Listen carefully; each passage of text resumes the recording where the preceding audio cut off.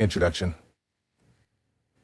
As I booked an emergency flight home from Miami to Philadelphia, I knew deep down that it would be the last time I ever saw my father. Like a nightmare come true or some dark premonition, I couldn't have been more right. After soaking out as much time as I could with my father as he lay on his deathbed, it was me that eventually just fell asleep. I woke up to find my mother looking at me with an expression I'd never seen her wear before, and one I dearly hope never to see again. Her face told me everything I needed to know before she could even say a word. He was gone. From that day, I would begin a trek on the most difficult journey of my life. I would learn what true anger, fear, loneliness, guilt, and sadness were. I would become so familiar with these emotions that they'd start to feel like the new normal. I would seemingly lose touch with my old self, adopting a newfound identity forged the very moment I held my deceased father. Though I was oblivious to the fact at the time, these dark days would impart the most beneficial lessons of my entire life. Brighter days were ahead. However, I just didn't know it yet. I write this book today with knowledge, experience, and a painful past that's opened my eyes to a new world. I was able to harness those emotions and convert them into growth and understanding, which has improved my faith, quality of life, and overall happiness tenfold. In this book, I'll teach you these hard-earned lessons. I'll show you how to navigate and overcome the difficult loss you're facing, show you how to avoid the dark path that so many, including myself, have gone down, and most importantly, I'll introduce you to your new self. Throughout these lessons, I'll tie in my own personal accounts, not to imprint my story onto you, but to give examples, good and bad, which you can hopefully relate to your situation in some way. This book will show you that you are not alone on your journey. Others out there have traveled and continue to travel this confusing, painful path. Make no mistake about it, I'm not here to push a particular religious faith onto you. I will not assume I know exactly what you're going through, and I will never act as though there's a perfect fix to every situation. Unfortunately, this road you're about to travel down, or are currently traveling down, does not have a shortcut. Everybody handles loss in their own way. With that said, I wrote this book to do my absolute best to help others see those brighter days ahead, just like I have. Allow me to help you to see the path forward. I must warn you, I'm not sure any of us ever completes our journey in this regard. Still, there are recognizable landmarks along the way that we can use to orient ourselves throughout the healing process after losing a beloved father figure. How do father figures influence us, and why does their loss, particularly in the early days of our bereavement, feel insurmountable, like something from which we can never recover? To answer this question, let's first have a look at the concept of a father figure and take a deep dive into what that might mean to different people. Of course, the phrase father figure commonly refers to a male biological parent.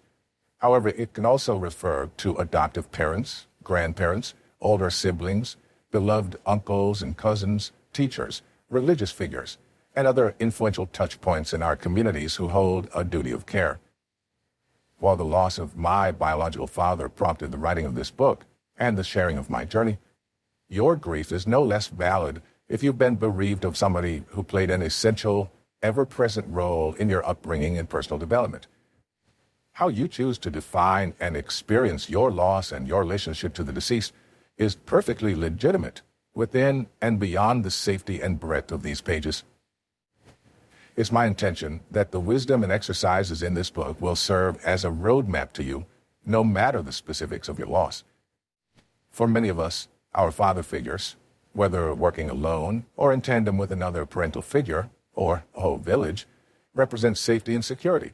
Often they play a key role in working to provide for our futures, whether that's financially, logistically, emotionally, or some combination of all three elements. Father figures ensure not only our survival, but our comfort and personal growth. Whether they're providing the roof over our heads and the food in our stomachs, or imparting valuable life lessons, from the mundane, how to change a light bulb, to the existential, how to advocate for yourself in the face of peer pressure and bullying, a father figure takes on a protective and nurturing role whose ultimate goal is to see us become healthy, fully actualized adults who can not only function independently but thrive. In other words, your father's job is to make sure that one day you'll be okay without him. So why does it feel so unnatural, so wrong and unfair when a father figure is wrenched from us? My theory is that no matter our age or how mature and independent we become, we never feel ready to have that safety net of guidance, support, and unconditional love ripped out from under us. Just because as adults we know that we're capable of taking care of ourselves in this often hostile world doesn't mean that we want to go it alone. As we age, our relationships with our parents and families develop and change. Sometimes a father's death can rob us of a new era in that relationship, one more based on mutual support and understanding of one another as adults. People who lose parental figures as teenagers or young adults often feel frozen in time, stuck being the person they were when their loved one died, desperate to show their deceased parent how much they've learned, grown, and achieved, but unable to do so.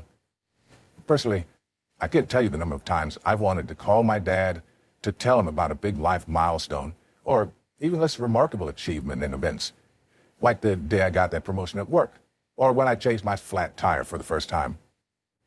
I would, and if I'm honest, still do, reach for the phone or look over my shoulder, elated and grinning, and remember, and find nothing and nobody there. It cuts deeply. And I believe it's a pain that nobody should experience alone.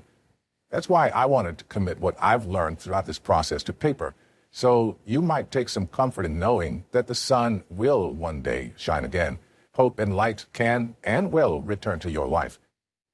I'm not saying you will emerge unchanged and unscathed from your grief. Truthfully, I'm not sure anybody does. I'm not promising to help you forget or move on from the person who's occupied such a significant space in your life and heart.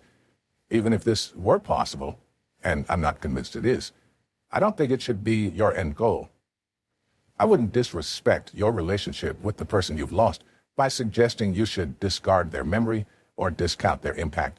Instead, this book aims to help you live with your grief and accept your new changed world instead of being. I cannot take you back to where and what you were before, but I can help you navigate this new landscape as the person you are today. In William Shakespeare's final play, The Tempest, the spirit Ariel refers to another character's deceased father, drowned in the titular storm, as having suffered a sea change. Comfortingly, nothing of him doth fade, but he is utterly and irrevocably transformed into something rich and strange.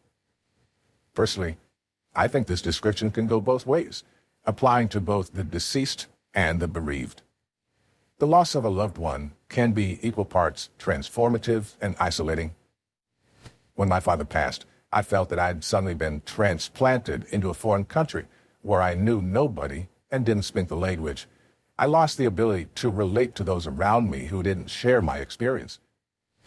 I did not exactly fade, or if I did so, it was temporarily, but I was certainly richer in unwanted knowledge and stranger than before as I cycled through the 5 stages of grief. Each chapter in the main body of this book will cover one of the 5 stages of grief. These are denial, anger, bargaining, depression, and acceptance. You may experience one, all, several, or none of them. You may experience them in a chronological order that matches these chapters and the accepted wisdom around the process, or you may experience them out of order. Some stages may come around more than once. You may ping-pong back and forth between 2 stages for months or years on end. If I do my job correctly, this book will help you pinpoint where you are and what you're feeling at any given moment. More than that, it will help you understand and, if need be, overcome it. You can read the book cover to cover, or you can jump back and forth between chapters, finding and using the one that best suits your current needs. You're also welcome to revisit chapters during turbulent periods as a primer or reminder of what each stage entails, even if you've already been through it before. like a touchstone to ground yourself and connect with your current emotional state. I aim to give language and dimension to your thoughts and feelings to help you remain receptive to, but in control of them. It's not my plan to teach you to stifle emotions or force positivity and optimism when you're not ready. I want to help you foster a compassionate relationship with your grief so that the two of you can move forward into your new reality together in a healthy and actualized manner. In Chapter 1, Denial, I'll share some of my personal experiences with denial, what it felt and looked like to me. But to prevent this book from becoming too myopic, and therefore not universal enough to be helpful, I'll also provide information and resources pertaining to the psychology and sociocultural significance of denial, followed by some exercises and advice to help you through this stage. The following chapters for anger, bargaining, and depression will follow a similar structure so that you have a reliable and easily navigable framework to refer to time and time again. In Chapter 5, Acceptance, we'll then examine the concept of acceptance through the lens of both my own personal experience and that of others, gathered through both formal research and informal anecdotal evidence. The conclusion will summarize key lessons learned and briefly revisit each stage, so you have the essential information in one convenient place, should you need it in a hurry. I'll then leave you with my final thoughts about moving forward, what worked for me and what didn't. There is no right way to read and use this book, just as there is no one right way to experience the loss of a loved one, because every person and every loss is different. I understand that loss can be and often is complicated. While the advice in this book will generally refer to the loss of happy and loving relationships, I acknowledge that the loss of distant, negligent, or even abusive fathers is its own complex type of grief, layered with its own feelings of guilt, recrimination, and perhaps even relief mingled in with the pain. It's possible, in fact, it's very human and normal, to love imperfect or damaging people and to feel their absence keenly once they're gone, even if their presence brought pain and confusion. I will try my hardest to provide advice and guidance relevant to this type of loss. If this describes your current situation, I want to say this. I'm sorry for the turmoil you feel now. I'm sorry your amputation is jagged and splintered, not a clean cleft through the bone. I'm sorry if you feel you're not entitled to the full varied spectrum of your feelings, and I want to assure you that you are. Everything you're feeling, even the ugly and dark, is valid. And once these feelings have served their purpose, I promise you'll reach a place where you'll be comfortable letting the darker feelings go. But it's not my job to rush you. My job is to be a signpost or a Sherpa, not a tow truck dragging you on punctured wheels through the mud and grit. With that in mind, let's begin this healing process together. Before we jump into looking at the concept of denial, I'll end this introduction with some affirmations. You can choose to repeat them aloud, write them down in your own handwriting to better connect with them, simply acknowledge their presence on the page, or ignore them completely, whatever you choose. The words we use shape our reality and our mentality. The sentences below will invoke and manifest the reality and mentality I believe will be most helpful to you before embarking. I acknowledge that my journey will be a long and complicated one. I acknowledge that my feelings are real and valid without giving them power over me. I accept that I'm not the same person as I was before my loss, but I am no less valuable for these changes. I'm prepared to do the difficult work throughout this process, to look inside myself and hold up a mirror to things I may not wish to see. I know that this will help me be more understanding and compassionate towards myself in the future. I realize I may not experience all 5 stages of grief: denial, anger, bargaining, depression, and acceptance in order. Further, I may not experience all of them. I may experience one, all, several, or none. I may experience them chronologically or not. I understand that healing and living a healthy life is not disrespectful to those who have passed. I know that my loved ones, living and deceased, would only want me to be happy. I live in the hope that I will be able to look back on memories of my loved one with love and joy, even if those feelings may always be bittersweet. I know that I deserve support and community in my time of loss, and that it's not demanding or difficult to ask for these things. I know I am not alone.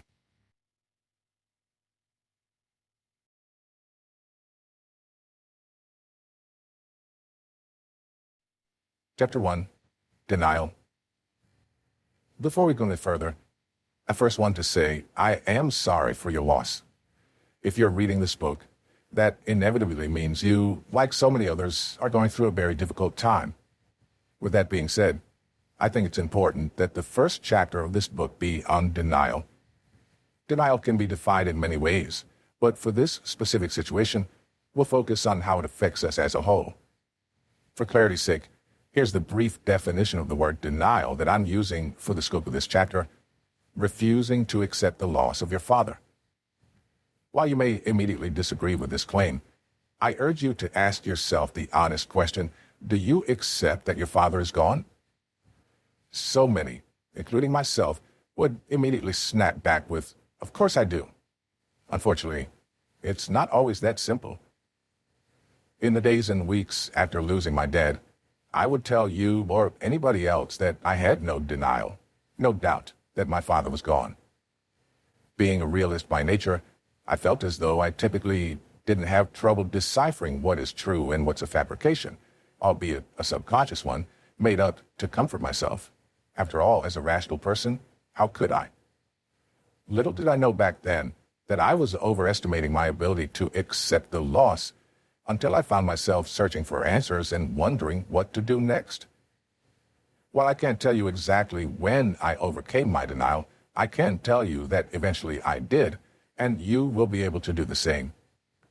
It's no secret that we all handle emotions differently, and that goes for denial as much as it does any other feeling. Maybe you're like me, and you can tell yourself and others you're fine. You do understand the extent of your loss.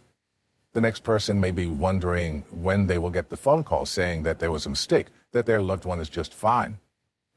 If somebody hasn't told you already, there's nothing wrong with that. Following the death of a loved one, and more specifically a father, it's common to have an initial sense of denial. Some recognize this feeling, and some are ignorant of it. Trying to understand why you fall in one of these categories is a waste of time. The questions you should be asking yourself are, am I in denial? And, on a deeper level, am I subconsciously avoiding the truth? The latter will answer the former. We all heal in our own ways. Therefore, the time frame in which it takes one to accept the difficult truth varies. As I've learned, and as I'm sure you will learn as well, the weeks following a loss can be a roller coaster of emotions. Understanding that simple fact puts you in a position to see yourself from a third-person perspective. What do I mean by this? I mean that understanding the emotions you may face, or are currently facing now, can be the pivotal moment in your journey through and alongside your grief. You can, figuratively, take a step back, analyze your emotions, actions, and thoughts, and correct them on the spot. For example, just weeks after losing my father, I knew something was off. I didn't know what to feel, and I didn't know how to fix or remedy the situation I was going through. I felt somewhat lost, searching my mind for answers that just weren't there. I started to take note of these emotions and concluded that this, whatever this was not like me. It was not me at all. I had been changed. I would forever be changed, and I couldn't accept it. Until that moment, I'd been hiding from the fact, believing, like a child with a blanket thrown over my head to keep the monsters at bay, that my furious, indignant ignorance would protect me. Accepting the fact of my father's death and my changed self, I was armed with the knowledge of what I'd subconsciously put in motion, and that gave me the ability to stop it. Yes, I was still upset, but I knew right then and there the answers were not to be found in the slump I was putting myself in. If anything, I was only making things worse, and that had to change. To get to that moment, though, I had to take the initial step back and truly analyze myself. Something so simple and easy to do can often be the most difficult and confusing task. If you are one of the rare few who can self-diagnose yourself before you reach this substantial conclusion, I applaud you. You're one step closer to truly overcoming the loss of your father. To everybody else who's overlooked this change in your mood, actions, feelings, and overall personality, this is officially your wake-up call. You now have the knowledge and third-person perspective to take a step back and evaluate yourself. Don't think of this stage in your grief process as a test or a personal defeat in your emotions, but as a realization very few can make on their own without an outsider's feedback. Some questions you could ask yourself to evaluate the emotional stage you are in are: have I been myself lately? Have I distanced myself from my friends, family, and co-workers? Has my day-to-day life changed after losing my father? If so, is it for better or worse? Have I embraced my emotions and looked to others for comfort? Have I dealt with my feelings by suppressing them? If so, have drugs or alcohol played a key role in that? And lastly, have I accepted the loss of my father? Use these questions as a guide to discover your true self. These may not answer or address the underlying problems you face with denial, but they will set a crucial foundation to grow upon. As humans, part of the price we pay for advanced intelligence, self-awareness, and even spirituality is an awareness of our own mortality. This is both a blessing and a curse. Imagine, if you will, a wolf pack. Each member of that pack knows its respective role in the group: hunter, leader, parent, and each member has an instinctive understanding of what it must do to survive and continue the species: eat, sleep, mate. Exist fairly peacefully within its own social hierarchy and maintain and abide by that hierarchy for the good of the whole. However, you'll never come across a wolf that won't go out to hunt just because there's a chance it could, theoretically, be injured and die. You'll never come across a wolf deferring or denying itself the joy of a mock fight with a playmate, a splash in a steady stream, or a nap tucked away in a tight, warm spot, because it could hypothetically die in that play fight, that swim, or that sleep. I'm not saying animals aren't risk-averse. Predators know how to protect their health and avoid injury to survive.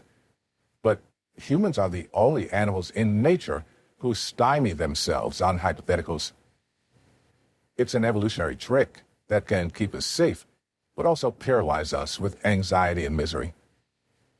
Because we are intelligent enough to know that one day we will die, we're burdened with the consciousness of that fact.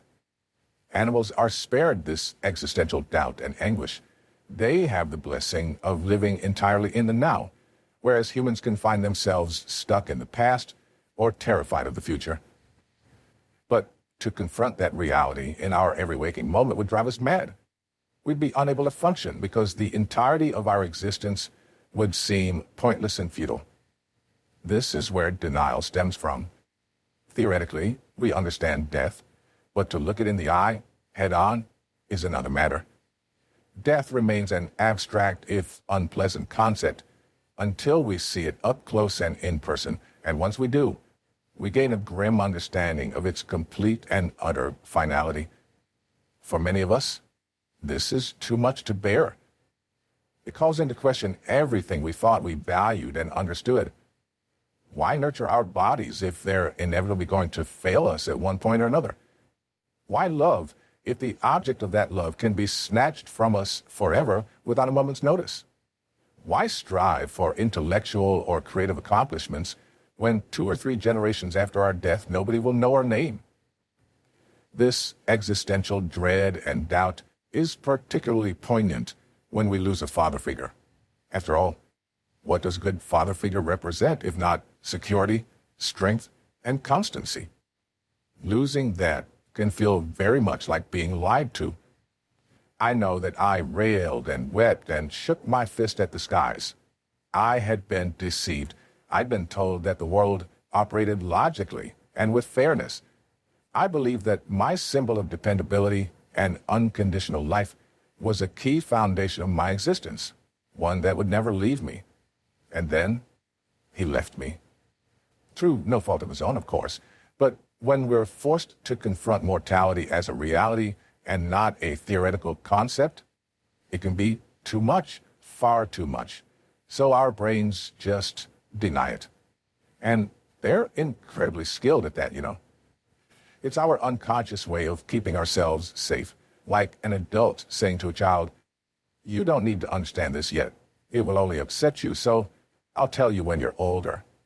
But like a child's curiosity, our new understanding on some level will not be denied. We cannot defer knowledge of what we already know.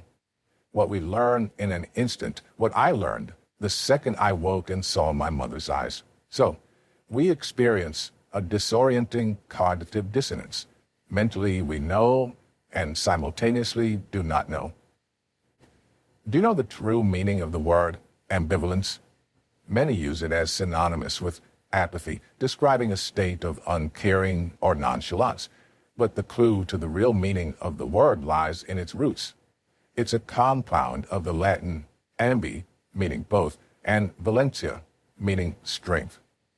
To be ambivalent is to feel so strongly in two opposing directions, such that our feelings either swing rapidly back and forth or average out into nothing, into numbness. To believe that the foundation of our old world still exists while accepting our new changed reality cannot happen, so we vacillate wildly between the two, like a ping pong ball ricocheting off the walls and obstacles, or else we sit in the only comfortable middle ground we can find. This space is where denial lives, and for a while it can feel safe, but this middle ground doesn't truly exist, and it's not sustainable.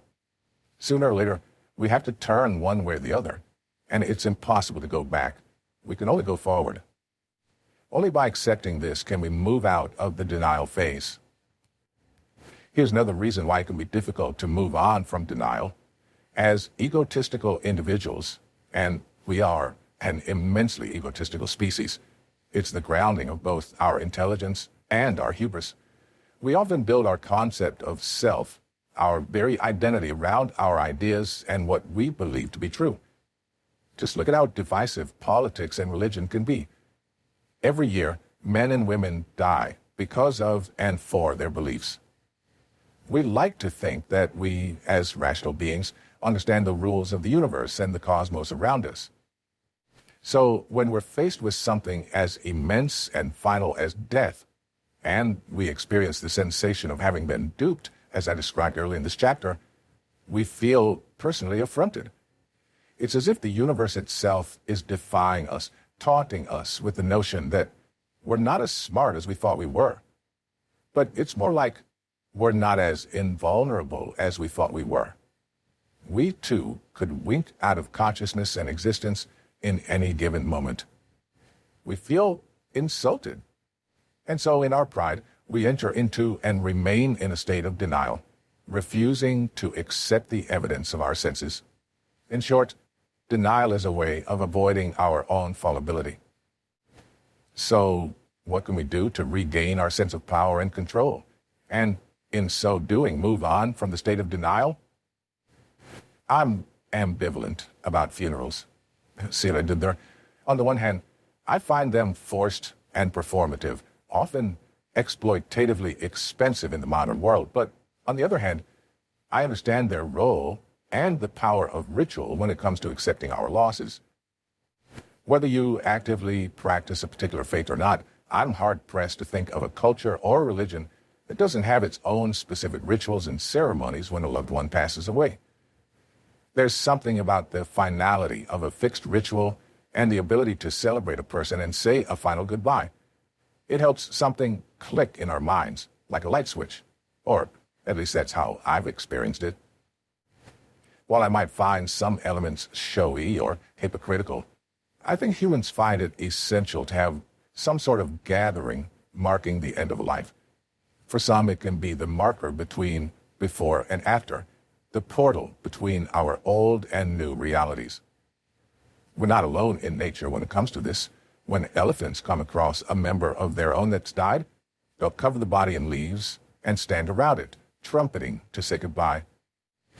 If the deceased is a member of their close family, they might remain close to the body for days or weeks before moving on. Crows, too, who are wildly intelligent animals, have been known to hold funerals for the friends and relatives.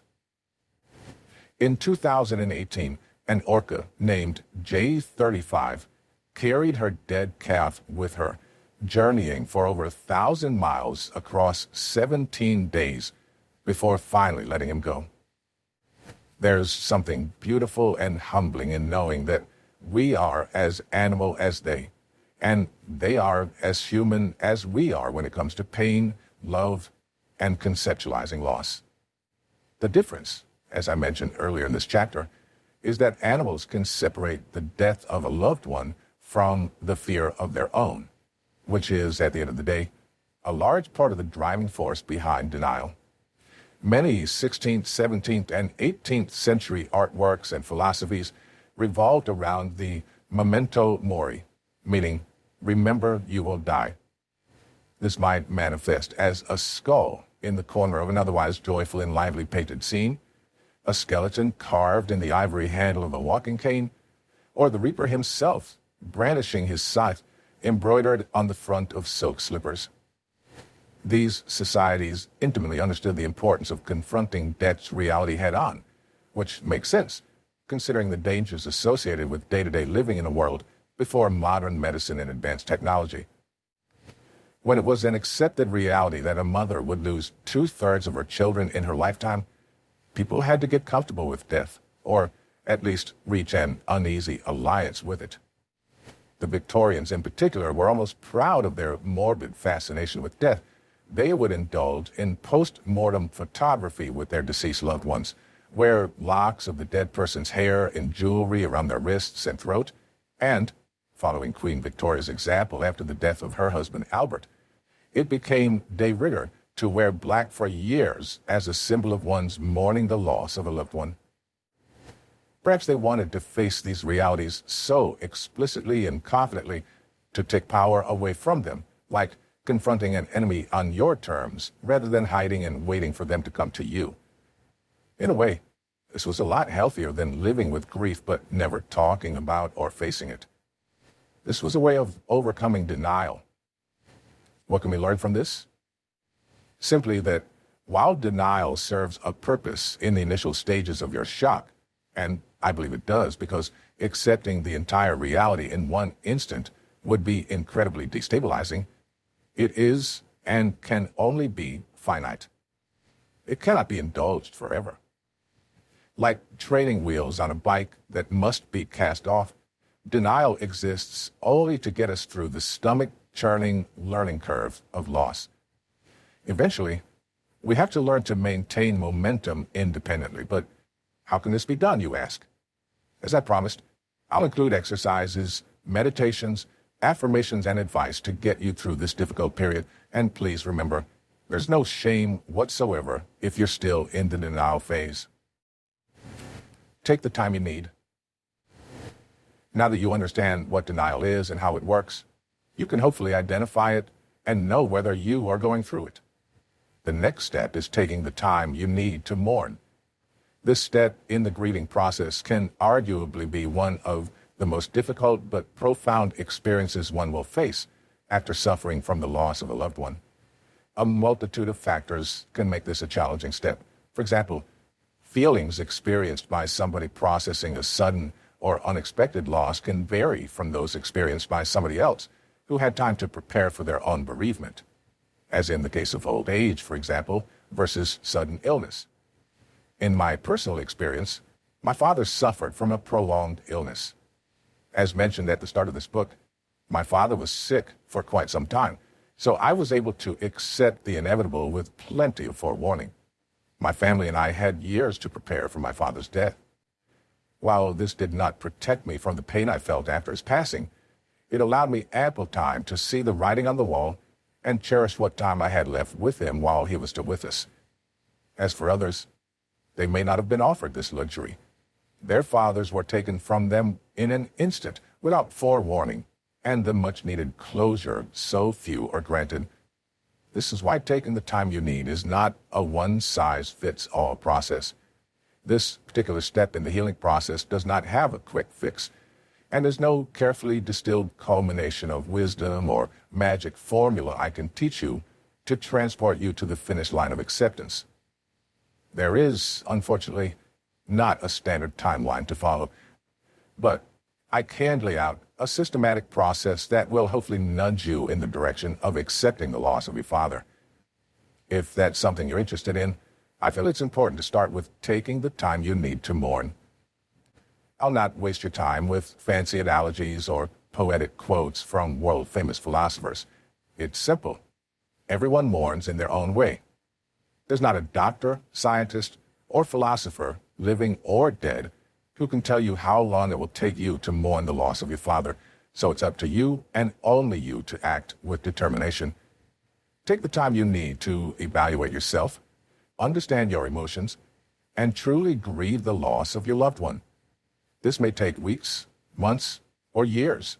Regardless, this is single-handedly one of the most important steps in the grieving process, and one of the most important steps in this book. If you take anything from this book, let it be this: take the time you need. Don't feel as though you need to rush your emotions or come to a final conclusion or place of acceptance as quickly as humanly possible. If you attempt this, you will only prolong the grieving process and potentially face more hardship further down the line. How do I know this? Because I speak from experience. I was too quick to try and accept the loss of my father. Being 19 years old at the time, and in the military, I felt as though I needed to rebound from this tragedy as quickly as possible, not only for me, but for my family, and specifically my mother. I lived a fiction and tried to believe that everything was fine, that I was strong enough to accept it and move on. At one point, I actually believed it to be true. It wasn't until years later that I found myself completely and utterly distraught, crying my eyes out and wondering why this loss had happened. I'd lost not only my father, but my best friend and mentor. I struggled with the realization that I could no longer pick up the phone to call my dad when I needed guidance, or to run an idea by him and see what he thought. That isn't to say that my mother would or could not have filled that role. It's merely the principle that our parents each occupy a unique space in our hearts and can't be switched out for one another. I tried to rush past my grief and acceptance, only to be unexpectedly stopped in my place at a later date. Like trying to drive a car on 4 flat tires with only air in the tank. I was destined for a breakdown. Knowing what I know now, I can only recommend that you do not do the same. You'll have to face the deeply rooted emotions unearthed by mourning one way or another. So why not get it over with? Isolation. During the initial stages of losing a loved one, it's not uncommon for us to isolate ourselves from our friends, family, and loved ones. Quite frankly, it's almost a guarantee. While this can be healthy in moderation, allowing you time and space in which to reflect on the tragedy that just took place, it can also be detrimental not only to you, but to the grieving process as a whole. As the old saying goes, too much of anything is a bad thing. Isolation is no different.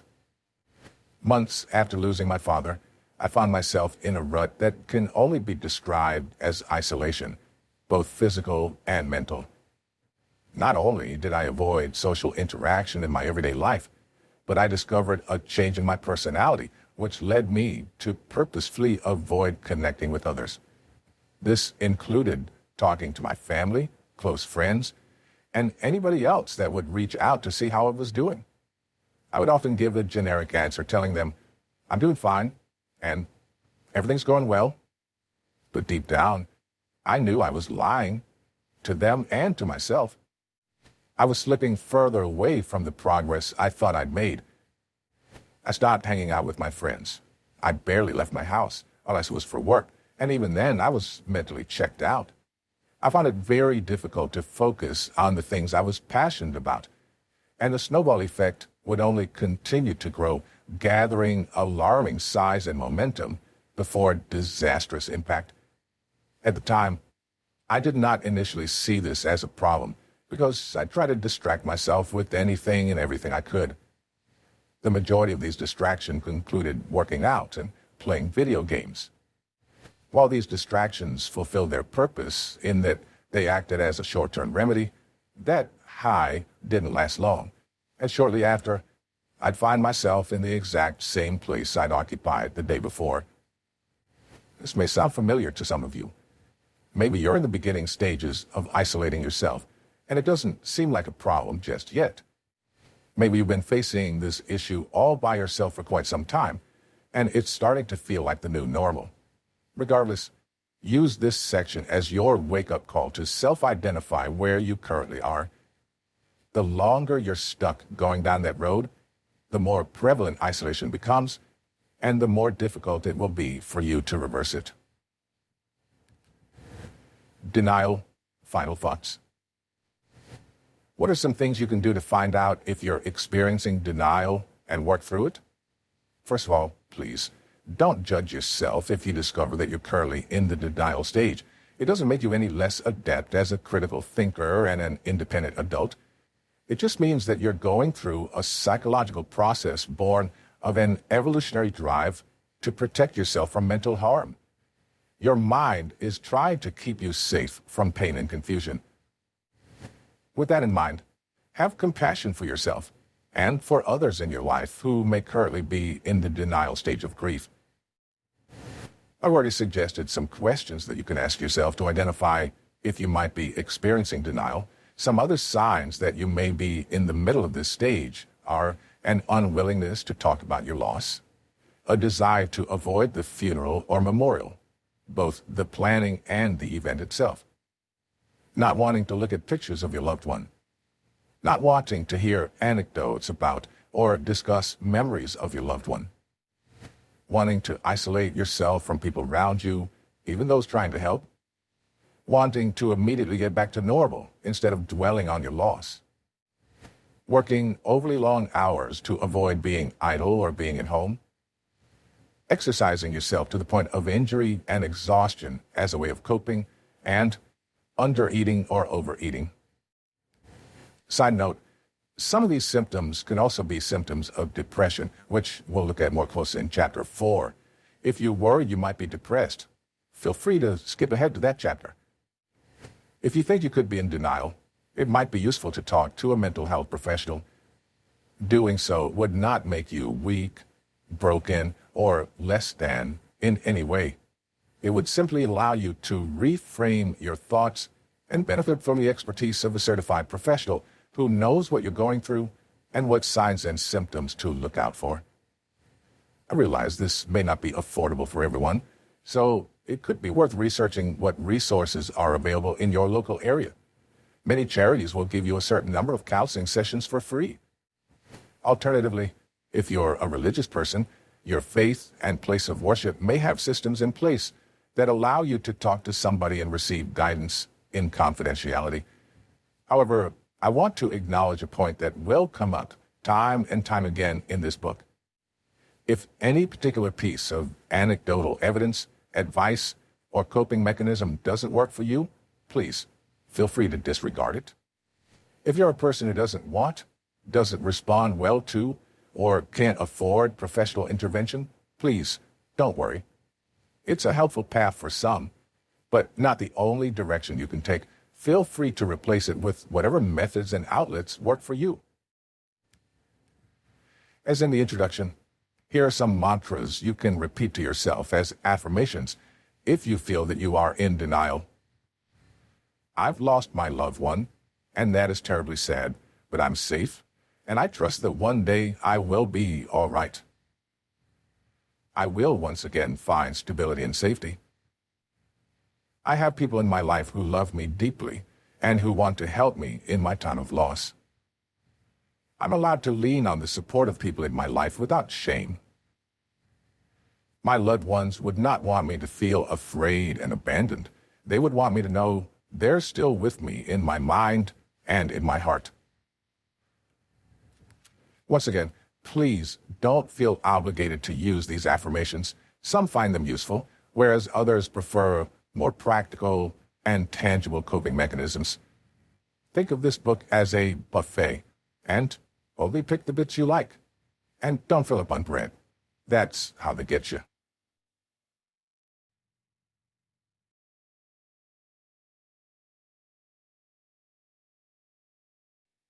Chapter 2, Anger. Anger is as deceptive an emotion as it is a powerful one, and that's a dangerous combination. Did you know that one definition of anger is a state of temporary insanity? In moments of real, gritty, ugly anger, our vision can waver and distort, our heart rates can increase until our hearts begin to race, palpitating at an uncomfortable and unsustainable speed. Our mouths could run dry, causing a choking sensation as we try unsuccessfully to speak the words that might articulate our current state of overwhelming helplessness and rage.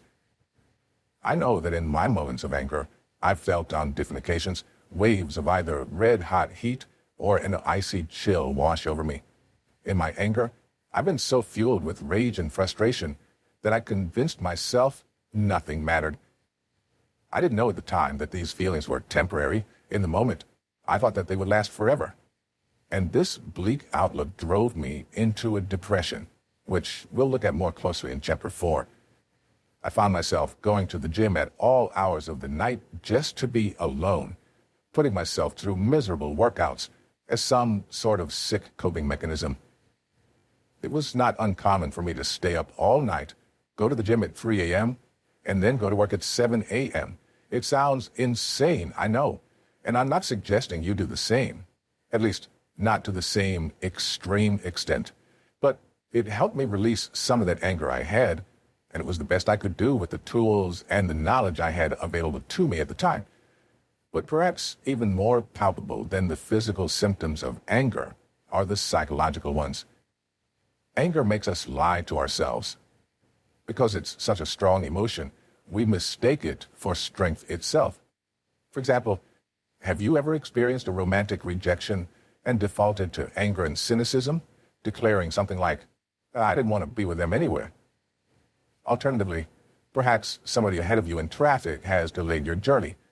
In that moment, your irritation paints a mental picture of this other commuter as the incarnation of evil itself, set to personally inconvenience you, annoy you, and disrupt your day. If you're approaching or already deeply embedded in this stage of your grief, you may be nodding along, signaling your assent as you agree with these words. Of course, when we step back from our anger, we can see it's usually a shield for other more frightening emotional states that in that moment we don't feel ready to acknowledge. Sometimes, even if we do feel ready to acknowledge these states, we don't know how to do so. Let's look at a non-grief related scenario for a moment just to illustrate my point. For example, you may feel angry if you experience a romantic rejection. We don't want to feel the low self-esteem and sadness that can accompany rejection, so we unconsciously transmute those feelings into anger, because anger frames us defiant, powerful, and superior rather than unwanted. And I'm pretty sure nobody on this earth wants to feel unwanted. To revisit my second example, if somebody cuts us off in traffic, it's easier to paint them as idiotic, callous, or oblivious, rather than reflecting empathetically on the fact that they, like everybody else, are simply trying to get to their destination. They did not, in fact, wake up this morning with an explicit, deliberate agenda to inconvenience everybody else on the road. Did you know that every emotion is a chemical process, and this chemical process can biologically only last for 90 seconds, a minute and a half? Therefore, anger can only truly exist for a minute and a half, for 90 seconds. Well, that's not true, you might be thinking. I know that I felt angry for longer than 90 seconds in the past. But did you let yourself truly feel it for the entirety of that minute and a half? Or did you attempt to push it down and ignore it? When we think we're experiencing any set emotion for a period of longer duration than a minute and a half, What we're actually doing is re-triggering ourselves, forcing ourselves to feel the same thing over and over again. We are restarting the cycle. If you're unclear what I mean, allow me to elaborate. Let's say you're making a cup of coffee, leaving the gym, or dropping the kids off at school, and suddenly, you don't know why, you're hit by a wave of anger about your loss. It's not fair, you might think. Why did I have to lose a good person, a person I love deeply? Why did they have to pass away when they deserved a long, happy, and healthy life? Stricken by the injustice of it all, you pause. You gather yourself. You try to calm down, reasoning, I can't afford to get sidetracked by this anger at the moment. I have to pick up the dry cleaning, drive home, cook dinner for my partner, and get a good night's sleep tomorrow. If I feel this anger fully, I'll fall apart. So, you push it down. The thing is, emotions that bubble up can and will always break the surface, no matter how forcefully we try to submerge them. Imagine trying to push a balloon beneath the surface of a full sink of water. You can hold it down, but the moment you let go, it'll bob right back up to the top. It takes constant, unwavering effort to keep it down, meaning you can't relax or take a break for even a moment. That's what you're doing when, as in the above example, you tell yourself you don't have either the time or resources to feel your anger. So what happens? It pushes and pushes against you, straining to pop up. Instead, it's better to pause and fully feel that anger for the entirety of the 90-second wave. It might feel scary or reckless, but I promise you, it will burn itself out. In fact, you might find that you're actually struggling to remain angry before the 90 seconds is up. But try your hardest to reach that mark. Don't try to reason with yourself or distract yourself. Just indulge it. Fully acknowledge your anger to yourself. You might do this by mentally or even physically nodding along to the thoughts that bubble up. Yes, it's unfair. Yes, there's no justice in it. Yes, it's wrong that I've been deprived of a person I love. Doing so is the equivalent of puncturing the balloon, allowing it to deflate and shrivel so that you don't have to strain to keep it beneath the surface of the water. But every time you just attempt to push it down, you're starting that 90-second cycle all over again. Now, of course, it's important that you do this safely. If you're driving, it's best to pull over in a quiet spot instead of flipping off the driver in front of you, which can have undesirable consequences. If you're in a professional setting, you may need to excuse yourself for a moment before you tell your boss what you really think of him, or snap at the well-intentioned but hopeless intern. If you're at home, you might find it beneficial to punch something soft, like your pillow, because, after all, punching a wall is not exactly the best idea for your property value or knuckles. You might want to play violent video games or angry music as a cathartic match to your mood.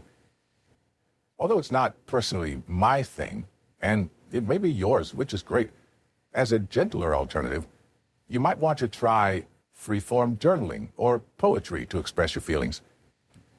These writings don't have to be pieces of art, and you never have to share them with anybody if you don't want to. The purpose is to give you a creative outlet that allows you to feel and express your anger in a healthy manner.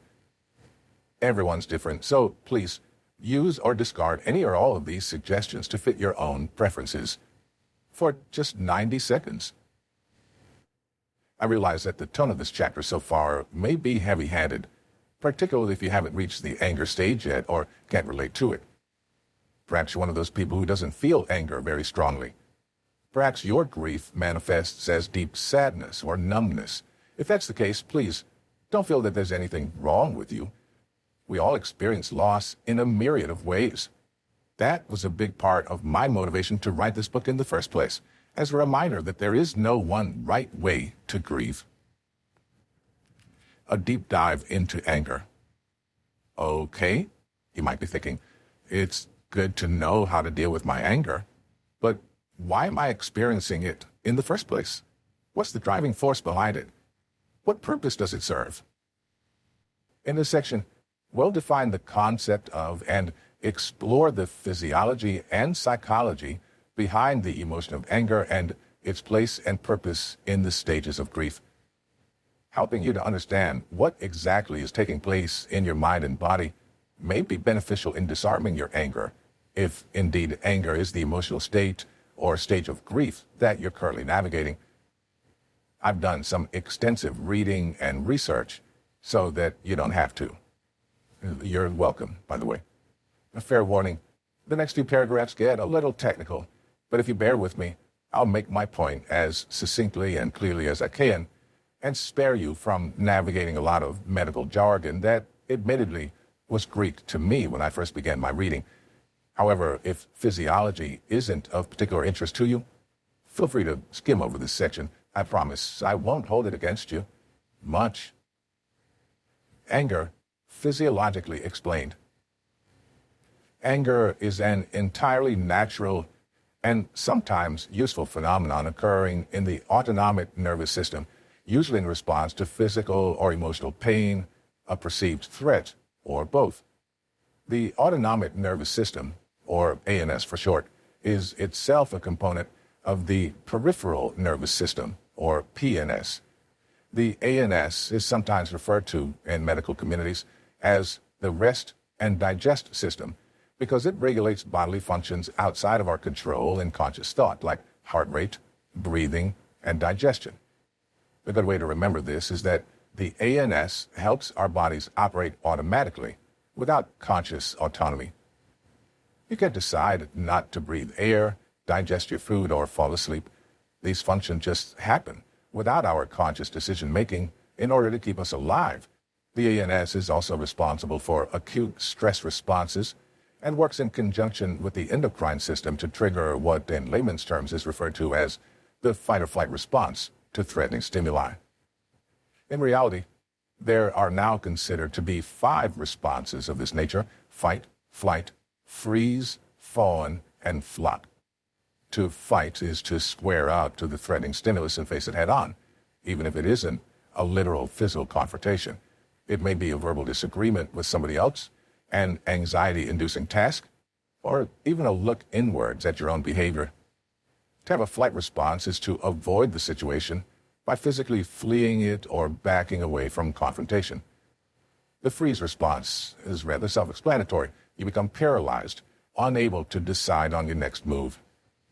The fawn response is an attempt to ingratiate yourself to the threatening stimuli, usually another person, and to minimize your own status as an antagonist or a threat. Essentially, it's the, "Yes, sir, what do you say, sir?" of responses. And it comes about when we don't think our opinions or feelings will be respected or heard. To flop is when your body simply gives up. In the face of extreme shock, pressure, or stress, some people can literally faint, or at least become dizzy. This is because our ANS doesn't know how to handle the stressful circumstances we've encountered. Okay, I hear you say, this is interesting, but what does that have to do with my anger and my grief?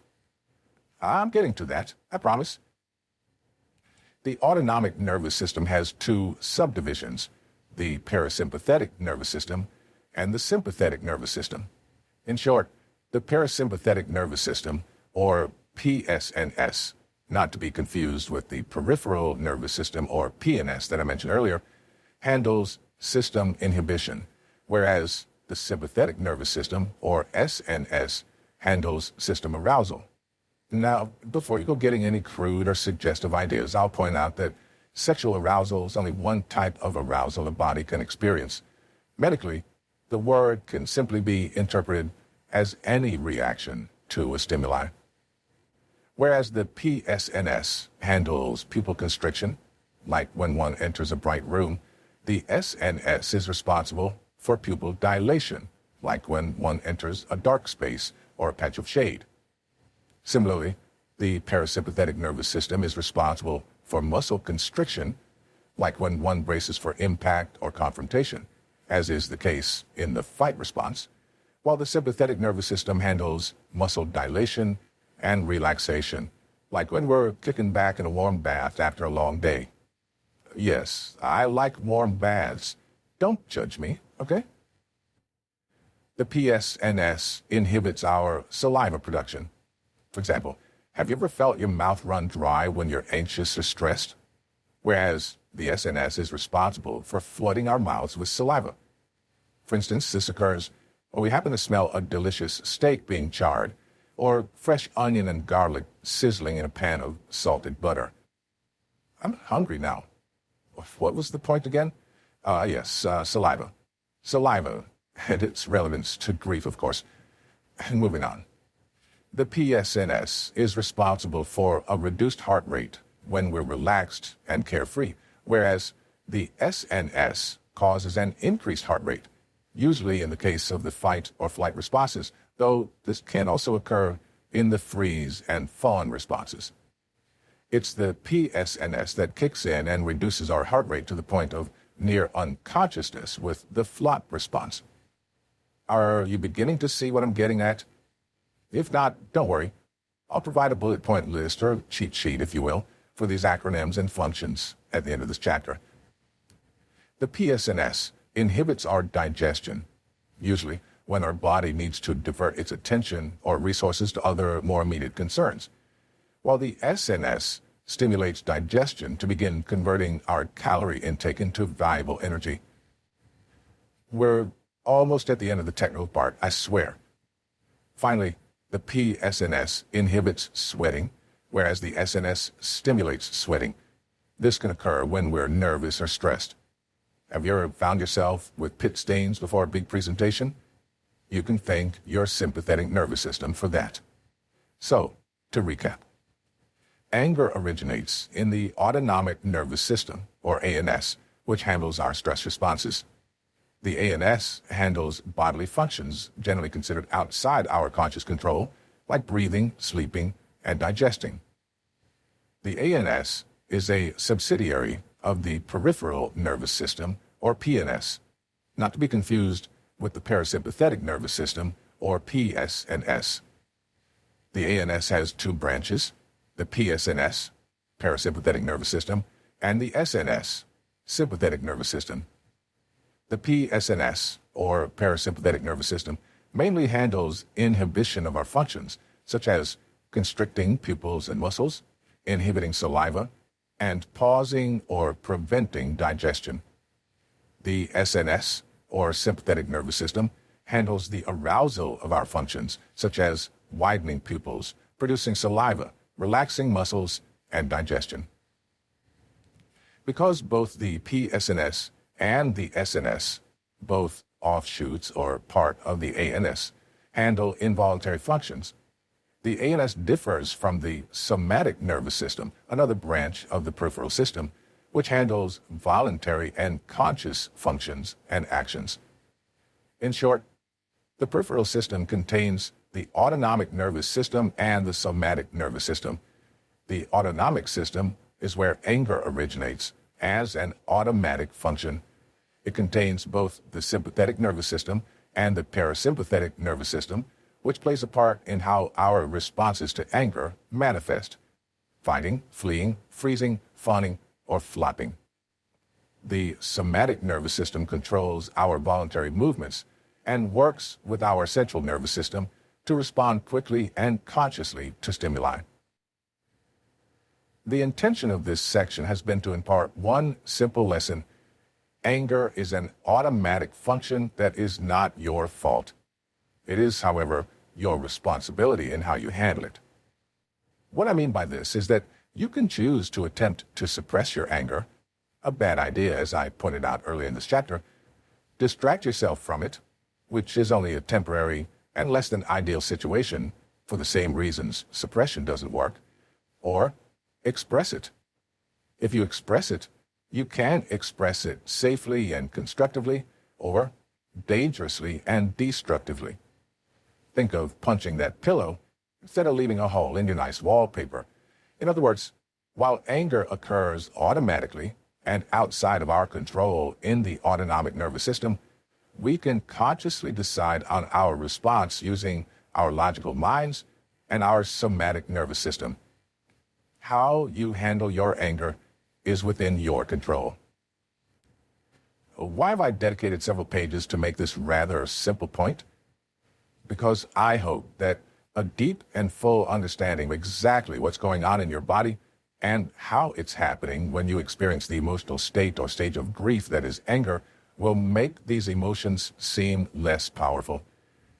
Even if anger washes over you in waves that feel overwhelming, I want you to be able to look that seemingly insurmountable monster in the face and say to yourself, to quote the great Stoic philosopher Marcus Aurelius, it's time you realize that you have something in you more powerful and miraculous than the things that affect you and make you dance like a puppet. I'd also like you to absolve yourself of guilt if you felt weak or out of control for feeling angry. Now that you understand it as a physiological process and not a conscious choice, I hope you can forgive yourself for instances in which you might have lost your temper or been less than the ideal version of the self you want to be. Methods for dealing with anger. 1. Choose your words carefully, or better yet, choose silence. This is an essential skill to cultivate not only to survive your grief, but to function in the civilized adult world. If not for the sake of others, then at the very least for yourself. The ability to think before you speak will save you from plenty of calamity and heartbreak down the line. Imagine, for example, a scenario in which somebody ahead of you in line grabs the last bagel, the one you had your eye on, while you're grabbing breakfast at a cafe before a meeting. Do they deserve a torrent of abuse? And do you want to be known as the person who lost their mind over a bagel? Remember what I said about anger bobbing to the surface, whether we want it to or not? When we're not in control of it, we can speak out of turn to the detriment of ourselves, strangers, and people we care about. 2. Express your anger safely, creatively, or even productively. We've already covered this in this section, but there are plenty of ways to safely express your anger creatively or productively. Curse someone out once you're out of their hearing. Dispatch a few pesky zombies in your favorite video game. Blast your favorite angry rock music, or do some writing, whether that's an angry email that you'll not send and nobody will ever see, or some form of handwritten communication like a rant, poem, or journalistic entry. Rant to a professional or a friend. Break out a punching bag or a pillow. Whatever your preferred method, fully indulge your anger and allow yourself to express it in a way that harms no one and doesn't paint you as unhinged or endanger your career or marriage or education or standing in your games night group. 3. Get some exercise. It's a proven fact that exercise produces happy chemicals in our brains called endorphins and dopamine. Running, biking, swimming, boxing, hiking, football, HIIT workouts, lifting, Zumba, and more, it doesn't make a difference which sport or method of exercise you prefer, as long as it gets your heart pumping and safely pushes the limits of your body and its capabilities. I promise you'll feel better after a workout, and if you don't, you'll at least be annoyed about the ache in your muscles or the blisters on your feet, rather than whatever it was that angered you initially. 4. Take a time out. It's perfectly okay to excuse yourself and take a breather if you don't feel in control of your words and your actions. It's recommended, in fact, and is a skill not many grown adults have. A scary thought indeed. This ties in with the first tip, which recommends choosing your words carefully. Sometimes the best words are no words at all. Remember, as the old adage goes, it's better to remain silent and be thought a fool than to speak and remove all doubt. 5. Identify possible solutions. Don't rush yourself to calm down. As we've established, that doesn't work. However, once you have naturally calmed down and your anger has begun to subside, you can shift your focus from an emotion-based perspective to a solution-based one. What do I mean by this? Simply that once you have a little distance from the situation, you'll have more clarity and a more robust state of mind with which to amend the situation. Of course, There is no amending the situation of your loss. We cannot bring our loved ones back to life once they've passed, but you can focus on smaller picture solutions that can enhance your everyday life, like remembering to get enough sleep, investing more in your relationships, maintaining a healthy exercise schedule, or learning a new skill. I can't list all possible solutions because they'll be highly personal and only relevant to you and your particular situation. But they're there if you dedicate some time to thinking about them. Why not try brainstorming a list or talking with a trusted friend about how to turn around the factors that are negatively impacting your life? You might be surprised at what you discover when you try. 6.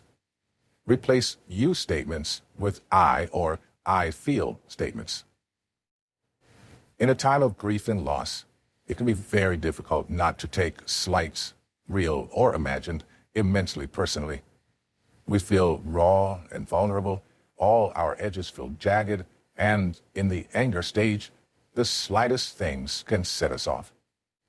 When we don't learn to manage our anger, we risk damaging our personal and professional relationships. This tip will help you avoid doing so.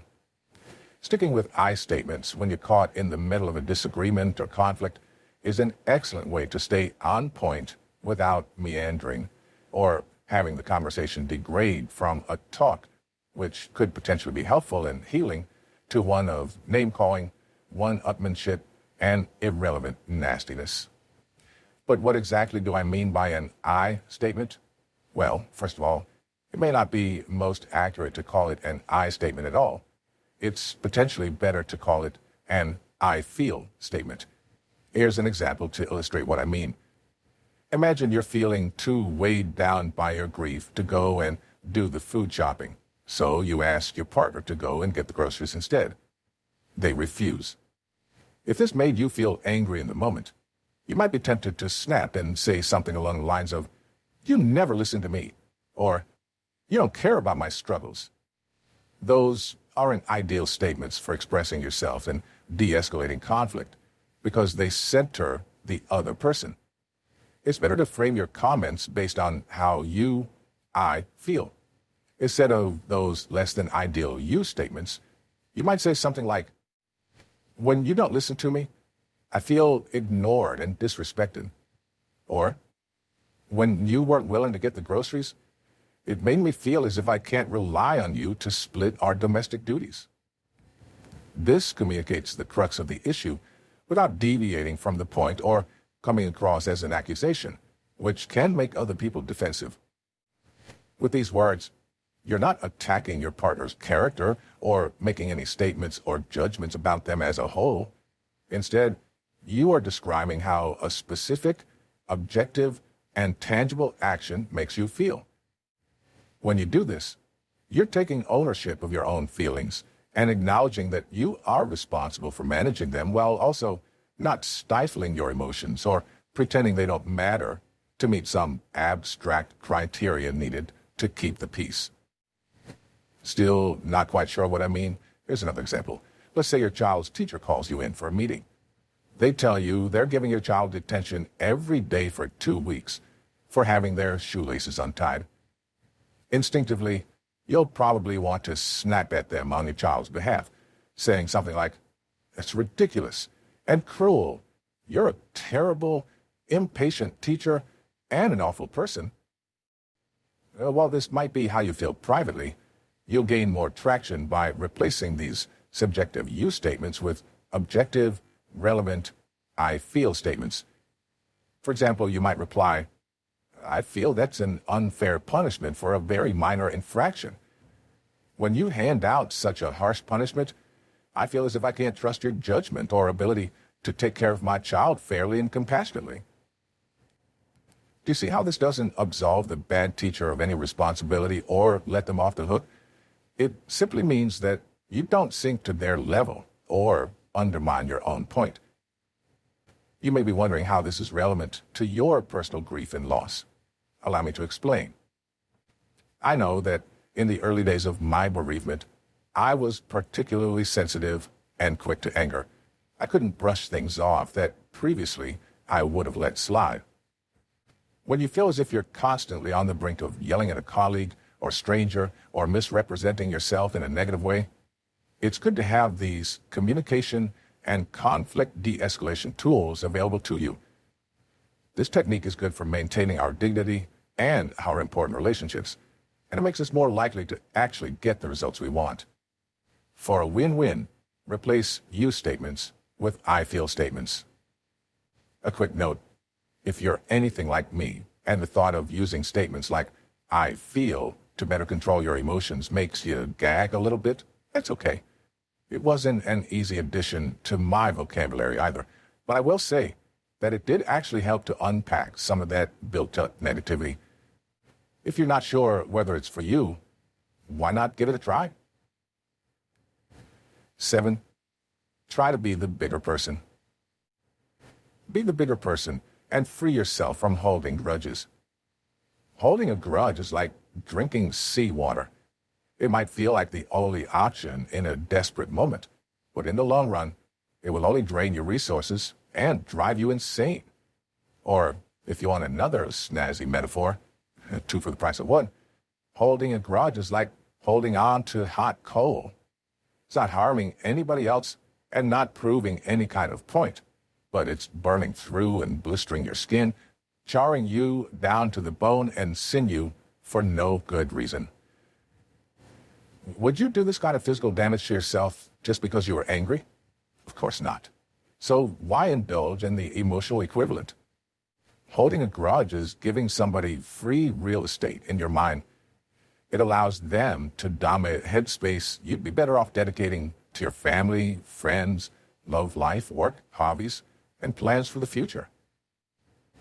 It's especially pointless and harmful to hold a grudge during a time of loss, because that is the time when you need the most mental energy to work on healing yourself, remembering your loved one with happiness and acceptance, and supporting others around you, instead of dwelling on a wrong that was done to you, whether that wrong was perceived or actual.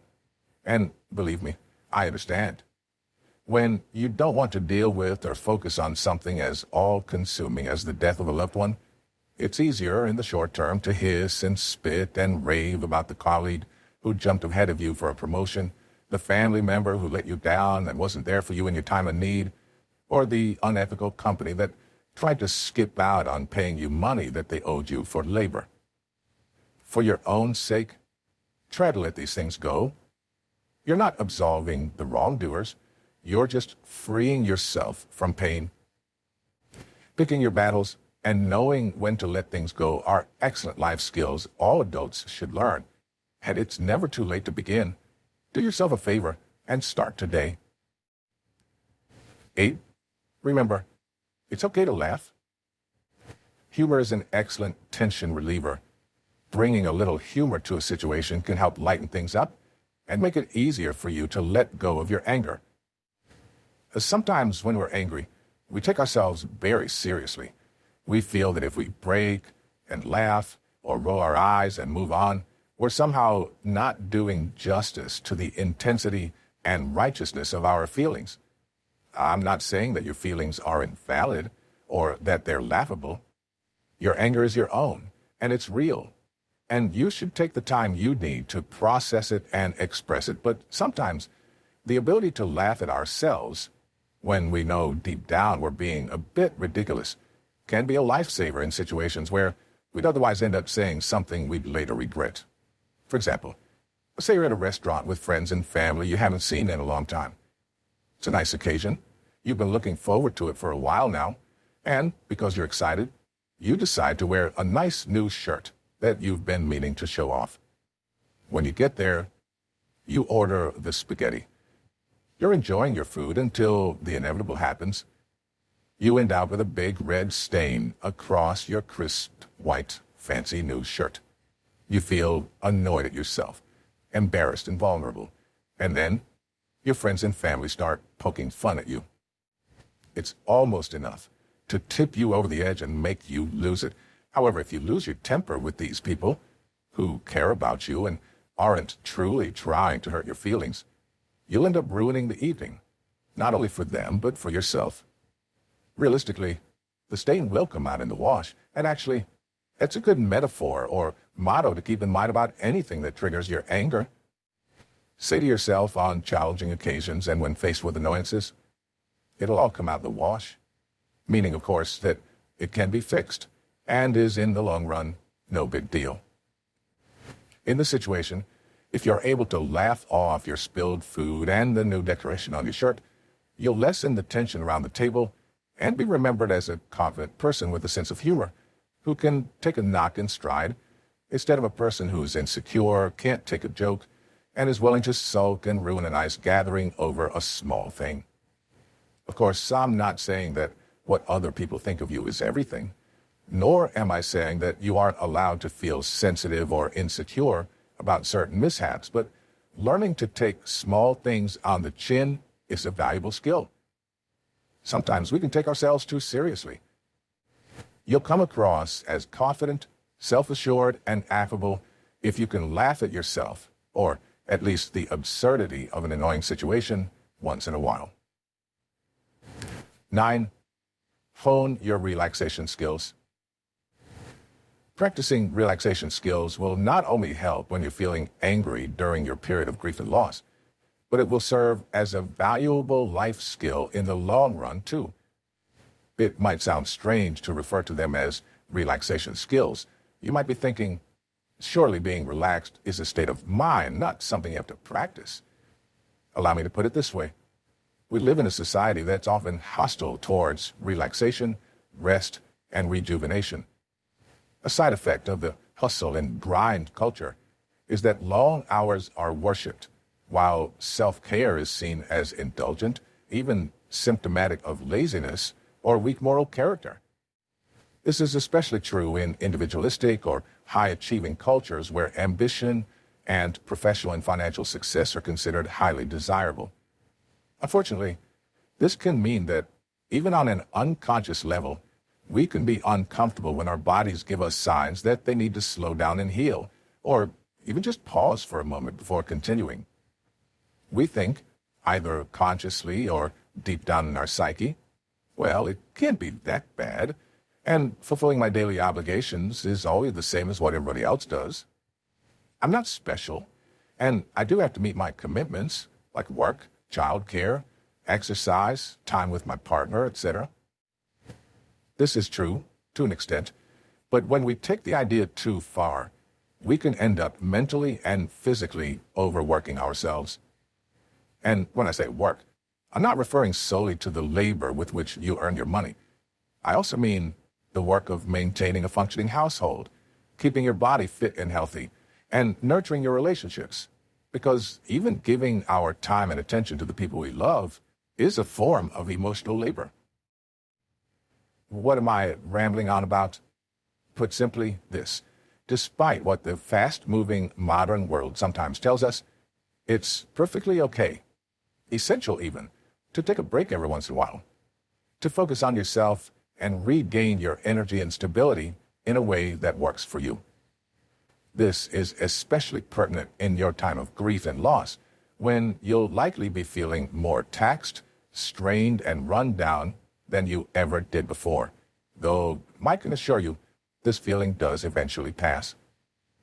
But how can you take a break and relax if you've never actually learned how? For some, especially high-achieving or restless individuals, time set aside to relax can feel more draining than just getting on with it. If this sounds like you, you might find your mind flooded with anxiety about everything you're not currently doing, making your designated relaxation time less than restorative. In fact, you may even find it exhausting. I can't say what will work for you. For some, it's exercise. For others, it's meditation. For still others, relaxation comes from sensory input, such as filling your home with a pleasant scent, like mint or vanilla, cinnamon or pine, spending some time loving on your favorite four-legged fluffy family member, or a massage. Massages, by the way, don't have to be with a professional if you don't like the idea of strangers rubbing greasy hands on you. A simple Google search can teach you to massage your own temples and jaw, for example, and release tension in your face. I don't mean to sound too new age or make recommendations that won't be helpful to you. You know yourself and the things that help you relax the best. Cultivate the skill of allowing yourself to relax. Learn to do so properly and without guilt during your grief and time of loss. When you're done relaxing, you'll be more productive, present, and attentive as a whole. 10. Give yourself permission to ask for help. I'm about to get real with you. Everyone, no matter their age, gender, race, profession, sexuality, or any other category in this strange species of which we're all a part, needs help. Not constantly. For some, not even frequently. Some people may only need help once or twice in a lifetime. But nobody, and I mean nobody alive, nobody who has ever lived, and nobody who is yet to be born has ever or will ever live an entire lifetime without needing the support of their fellow human beings at one point or another. And hey, I get it. I can be stubbornly independent to a fault, so I know it can be hard to accept that we can't do or cope with everything on our own. But that's okay. We're not designed to do so. We evolved as social creatures. We need our networks of family, friends, romantic partners, and even colleagues to get us through hard times. I'm not saying you have to sit in a drum circle and sing together while holding hands and talking about your feelings, if that's not your thing. But I'd like you to do me a favor. In your time of grief, people will offer you help. They'll offer to drive you to the places you need to be and pick you up afterward. They'll offer to cook you meals or grocery shop for you. They'll offer to help with the awful red tape and paperwork that surrounds death at the time when we're least equipped to handle such things. They'll offer to watch the kids if you have any. They'll provide emotional support and guidance when you're feeling lonely and bereft.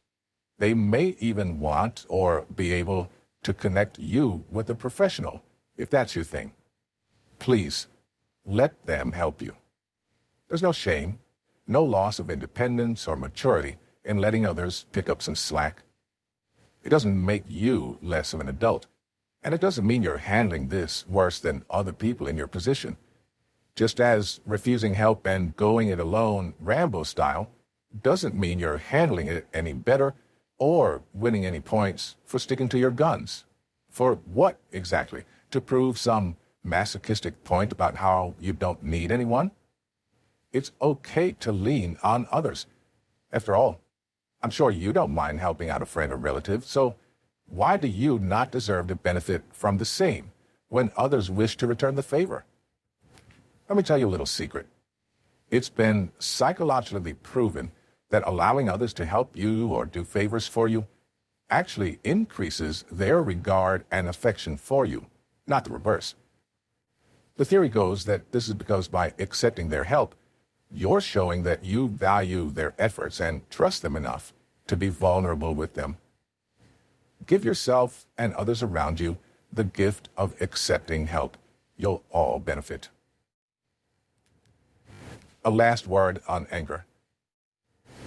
I hope this chapter has been beneficial to you in understanding the physiology and evolutionary purpose of your anger. As you've read, anger is a biological process that occurs when several of our nervous systems work in harmony to respond to stressful stimuli, such as a perceived physical or emotional threat, which is an umbrella that something as shattering as the death of a loved one could surely fall under, to produce one of 5 responses. These responses, fight, flight, freeze, fawn, and flop, vary depending on the person and the situation, but a fight response often manifests as anger. Anger is what is known as a secondary emotion, meaning it usually masks a deeper primary emotion, one we're not yet ready to acknowledge. This might be fear of what our life will now look like without our father figure or departed loved one here to guide and protect us. It might be fear of the person we will become or the future we will lead in this strange new world that doesn't have our father figure or loved one in it. It might be fear of fully acknowledging grief itself because, yes, anger can go hand in hand with our friend denial from chapter 1. As I mentioned in the introduction, you may experience the stages of grief simultaneously or out of sequence. It's not uncommon to get stuck going back and forth between anger and denial for a while. And that's okay. It may not be pleasant to go through, but it's a perfectly normal part of the process. I hope the first part of this chapter allowed you to accept and understand your anger. I hope the second part gave you the tools you need to confront and overcome it. When you're grieving and feel as if the universe itself has stolen from you, it's important not to take this frustration out on the people in your day-to-day life. Learning to manage your anger and express it creatively instead of bottling it up, which, as we've already discussed, simply doesn't work anyway, or expressing it in a destructive way, like punching a wall, blowing up on your boss, or ending your relationship because your partner accidentally scraped their knife across their plate at dinner time, will ensure that the important relationships in your life survive this turbulent period. But more than that, mastering the skill of de-weaponizing your anger, as it were, will not only release you from its thrall and decrease the power it holds over you, but it will help your mental health and improve the quality of your existence exponentially. Nobody wants or deserves to be bogged down with anger. Remember, it might lie to you. It might tell you that being angry is the same thing as being powerful, but that isn't true. Being angry weakens you because you're burning through your physical and mental resources, exhausting yourself by trying to deny it. Let it run its course. Express it constructively and give yourself permission to let go of your anger. Doing so is in no way a betrayal of your father or loved one, and they wouldn't want you to suffer.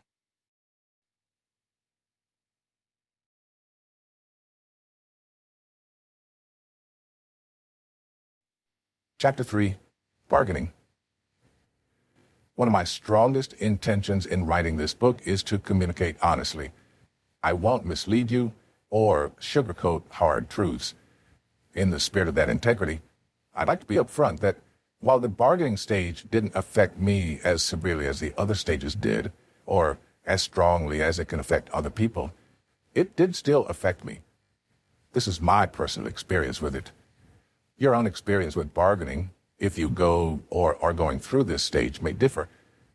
I don't recall addressing a higher power or asking to switch places with my dad. I knew logically that could never happen, so I didn't try. I felt deep down that if my father could hear me, he would laugh at me and tell me to forget about it. Very Italian, I know. For others, this exact example, literally bargaining with an entity one believes in, may come into play, but for me, I personally felt that there was nothing I could do. I did, however, go through a stage of guilt. I felt like I was slightly responsible for my father's death. To give you some backstory, in the final days before my father's passing, he was under hospice care at our family home. Due to his mental and physical condition, he was administered a lot of medication to minimize his pain as much as possible. As much as I wanted to protect my dad in his vulnerable state, I didn't have the medical knowledge or understanding to dictate what medication he truly needed. I found myself, quite literally, hovering over the nurse's shoulder as he administered a final dose of pain reduction medication. I remember pressuring the nurse, asking him if my father really needed the medicine. He, of course, reassured me that it was to take away some of the pain my father was feeling, and I thought, who am I to make my dad suffer any more than he already has? The medicine was administered, and my father passed away that night. For over a year, I carried the weight of that guilt, believing that I'd somehow allowed my father to get taken advantage of and subsequently killed as a result of my medical ignorance, as a result of my unwillingness to challenge the nurse further or even throw him out. To say I went through some dark times would be an understatement. While this may sound silly to you as the reader with the benefit of distance and emotional objectivity, I couldn't help but feel somewhat responsible for his early passing. thoughts like, you shouldn't have let that nurse give him any more medicine, and you were supposed to protect him, flooded my mind. I couldn't go to my friends or family with these thoughts because I was too ashamed of myself for what I'd done, or rather, what I did not do. Looking back on it now, I regret keeping that emotional load all to myself. Quite frankly, it was a lot to deal with alone. I realize now, with the benefit of hindsight, that it was too much. I wish I'd talked to my friends and my family sooner, because once I did, they gave me some much-needed perspective and allowed me to see just how skewed my understanding of how it had all happened was. What did I learn from this? And what can you learn from this? 1. In these vulnerable states of emotional turmoil, it's normal to feel like we could have or should have done more. 2. As mentioned in previous chapters, keeping that emotion bottled up is like a ticking time bomb waiting to explode. Don't be afraid to let others in. One person should not and cannot carry around that much guilt by themselves. 3. Learn to accept the past. What's done is done, and, I say this with compassion, there's no amount of guilt, prayer, regret, or anger that can bring your loved one back. Deep down, you probably knew that already, though, and that's okay. Sometimes it takes hearing another voice validate what we already know in order to allow it to sink in. 4. Lastly, and most importantly, they forgive you. Once your anger has run its course, you may find yourself feeling weary and beaten down. At this point, some, though not all people, enter the bargaining stage. As I mentioned in the introduction of this chapter, this can sometimes manifest as a literal attempt to bargain with the deity or higher power, i.e., please take my life in the place of my loved ones. But it could also manifest in other, less obvious ways. You might find yourself confused and bewildered, constantly asking, why? Why me? Why them? If they or I had done something differently, would they still be here? What could I have done to keep my father safe and close? You might even find yourself entering into an existential debate with yourself about the quality and length of the relationship as a whole, asking yourself, did I spend enough time with them? Did I make enough effort with him? Did I allow conflict and disagreements to prevent us from forming as close a bond as we could have had, and now it's too late? If I had lived closer, had a different job, or had a different family structure, what would his life and our relationship have looked like? What knowledge is lost forever because of the questions I didn't think to ask, didn't have time to ask? What did I leave unsaid that I wish I had expressed while I had the time? All of these questions come under the general umbrella of bargaining, and if you find them, or variations of them, cropping up in your mind, you might be experiencing the bargaining stage of grief. In this stage, we can become deeply introspective as we try to shape our minds around our new, previously unthinkable reality.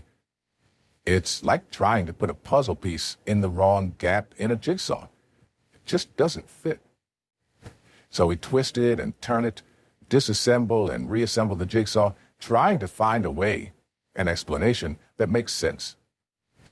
Not to overdo the metaphor, but imagine trying to cram that puzzle piece into the wrong spot with force, bending its corners, snapping parts off, crumpling it, and damaging both it and the rest of the jigsaw puzzle in the process. That's what can happen with our grief, this odd, new, puzzling puzzle piece, if we try to assimilate it into ourselves too fast. So, to slow down this process and minimize the damage, our brains strive for a logical explanation or look for a source of fault that could make the death of a father make sense.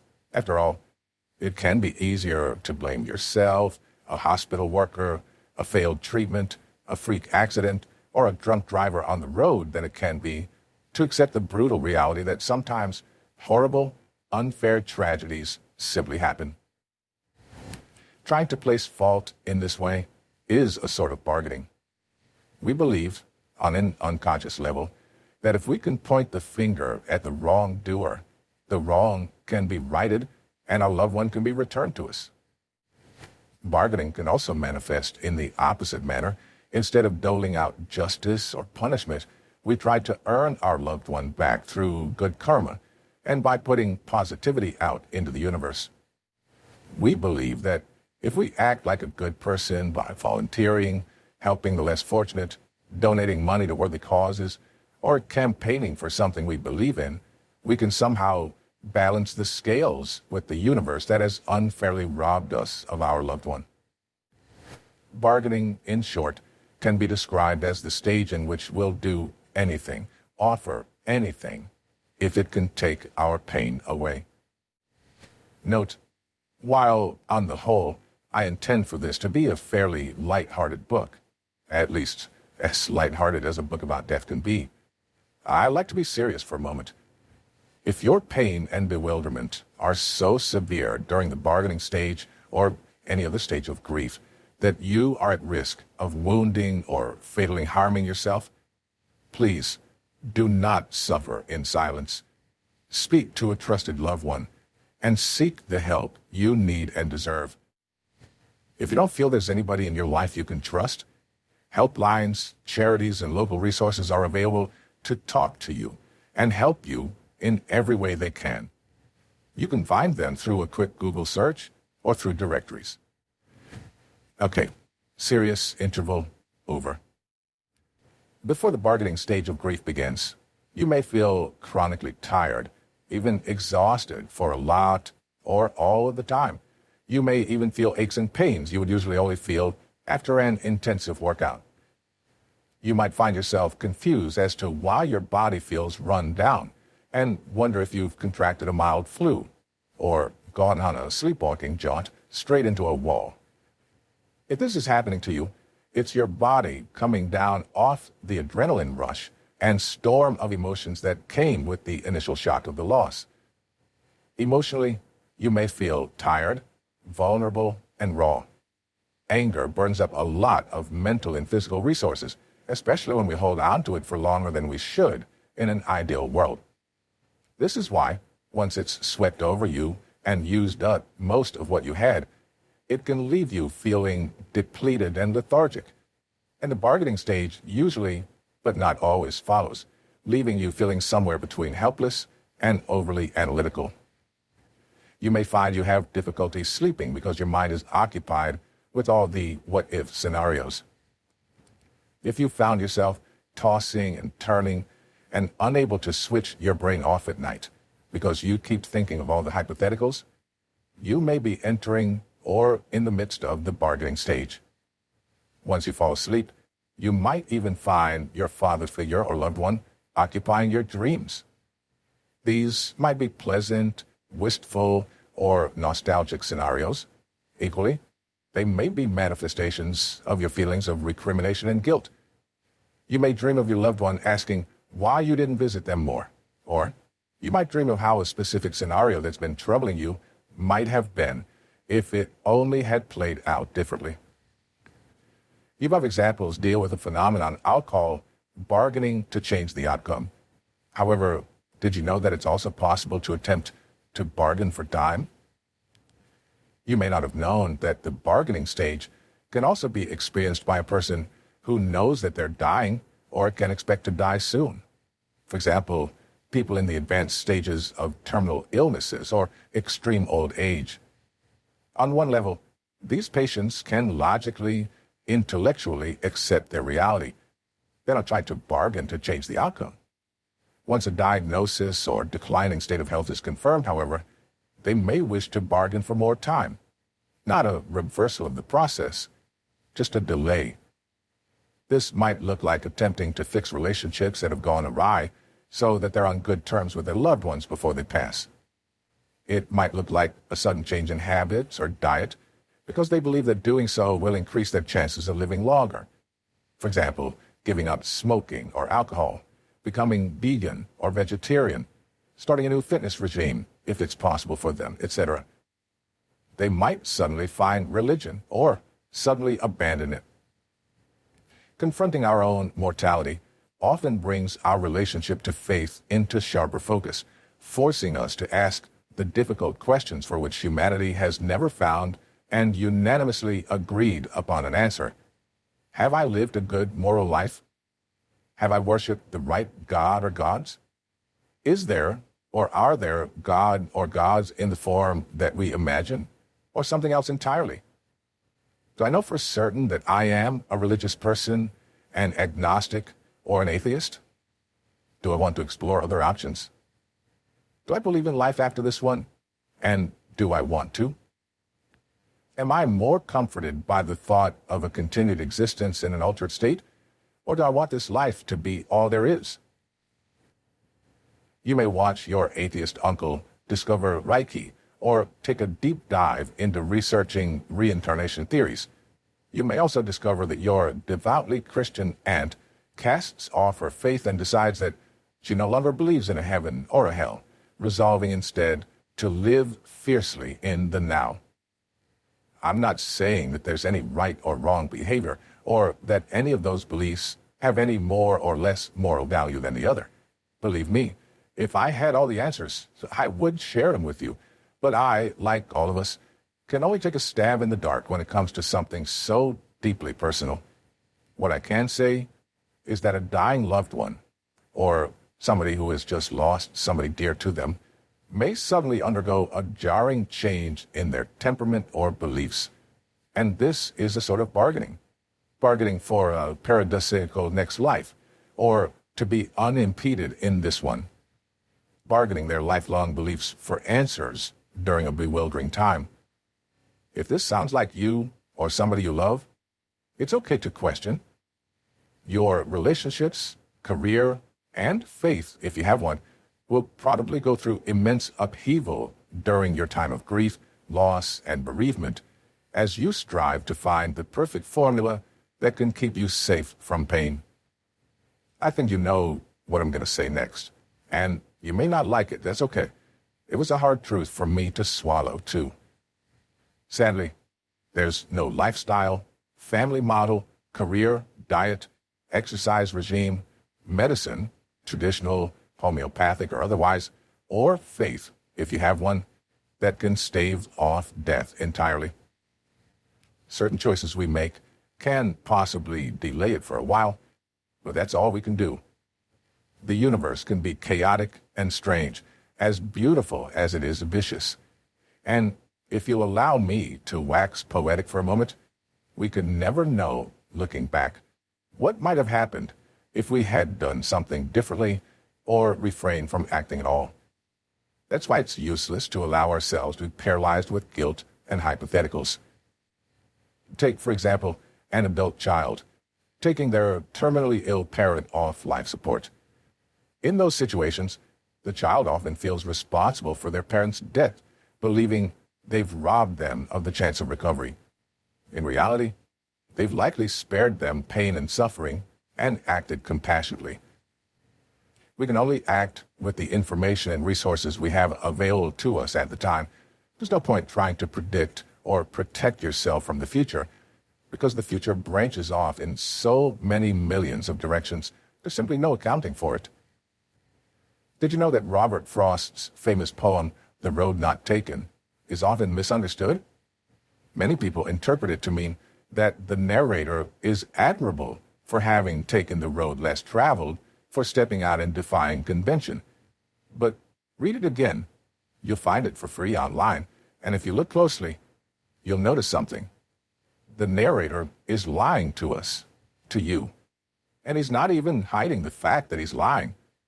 The other path was just as fair, and the road eventually taken is not, in fact, less traveled at all. Footsteps had warned them really about the same. More so, both paths that morning equally lay. Both paths had the same opportunities for joy, love, trauma, adventure, heartache, loss, etc. The decision was a completely arbitrary one, made in an instant without much thought. Yet he, the narrator, goes on to tell us, I shall be telling this with a sigh somewhere ages and ages hence. Two roads diverged in a wood, and I took the one less traveled by, and that has made all the difference. What does this mean? He's telling us that only the benefit of hindsight has added or will add any significance to this decision. He'll look back at the path chosen and the subsequent ones it led him to, knowing how way leads on to way, and, for fear of regret or missed opportunities, he has to claim that the decision to move one way and not another was important, that it led him to exactly where he is now, which is exactly where he needs to be. He must make himself sound wise and thoughtful for having chosen the correct path, but there was no correct path, and no wrong one either. They would have presented only variations of the same universal life events: love, loss, triumph, failure, and taking one would have been no more meaningful or successful than the other, which is my long and convoluted way of saying bargaining doesn't work. We cannot reason with the universe, buying and selling our mortality with virtues and promises. This might sound nihilistic, but I'd prefer you read it in an optimistic light. There's peace in knowing that you cannot and are not supposed to control the world around you with your actions, thoughts, and words.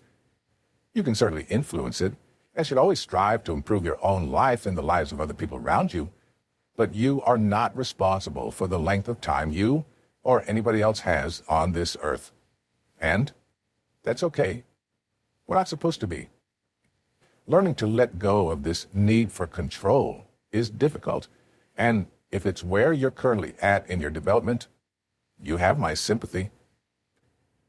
To prevent this sounding too abstract and philosophical, and to avoid unintentionally giving you the message that nothing matters and everything is insignificant, which isn't the case, I've decided to give some concrete examples of how denial, bargaining to change the outcome, and bargaining for more time might look. Let's say Emma has a pet terrier named Muffy, whom she loves and adores. One day, Muffy seems lethargic and not quite herself, so Emma takes her to the vet. There, the vet, sadly, discovers that Muffy's gums are bone white, meaning she's bleeding internally. An emergency exploratory surgery reveals that Muffy is suffering a hemorrhage due to malignant tumors in her organs. Because she loves her pet, Emma opts to have the vets remove the harmful tissue and carefully stitch her up so that Muffy can continue to live. This is bargaining to change the outcome. Muffy does survive the surgery, but after a while, the tumors start to regrow. The vets know that they'll not be able to remove all of the harmful tissue this time, and even if they do, it will simply grow back. They tactfully, kindly tell Emma that sooner or later, Muffy will pass away because of this condition. So, of course, Emma puts Muffy on whatever medicine is available to at least prolong her days, even though they make Muffy dazed and confused and involve a lot of disorientating, frightening visits to the vets, painful injections, and unappetizing, chalky tablets. This is bargaining for more time. Muffy has a diminished quality of life in her final days and eventually passes away anyway. I'm not writing this to criticize Emma. It's what many loving pet owners would do for their beloved, furry, four-legged friends. But Emma's bargaining, first to change the outcome and then to buy more time, didn't prevent Muffy from passing away, which was always her goal, even if she didn't consciously realize it at the time. Instead, it just meant that Muffy's last days weren't as peaceful as they could have been. Again, I'm not saying that it was the wrong choice to opt for medical treatment. Of course, many of us would do so, rather than simply allowing our pets to pass without even attempting to treat them. I'm just pointing out that these actions are a type of bargaining and can occur before death as well as after death. It's important to know what's driving our actions and decisions so that we can be more clear-headed about them. In another scenario, regarding a different type of grief, Mark and Chloe are going through a divorce. The relationship is over. They live apart, and Chloe is now in a new relationship. They just needed to go through the formality of actually signing the papers. Yet, Mark can't bring himself to do it. Why? Because he's bargaining for time. He knows he can't change the outcome. The relationship is dead, or at least dying. But what he can do is delay confronting the grief of that loss, that change, by not putting that last rubber stamp on it.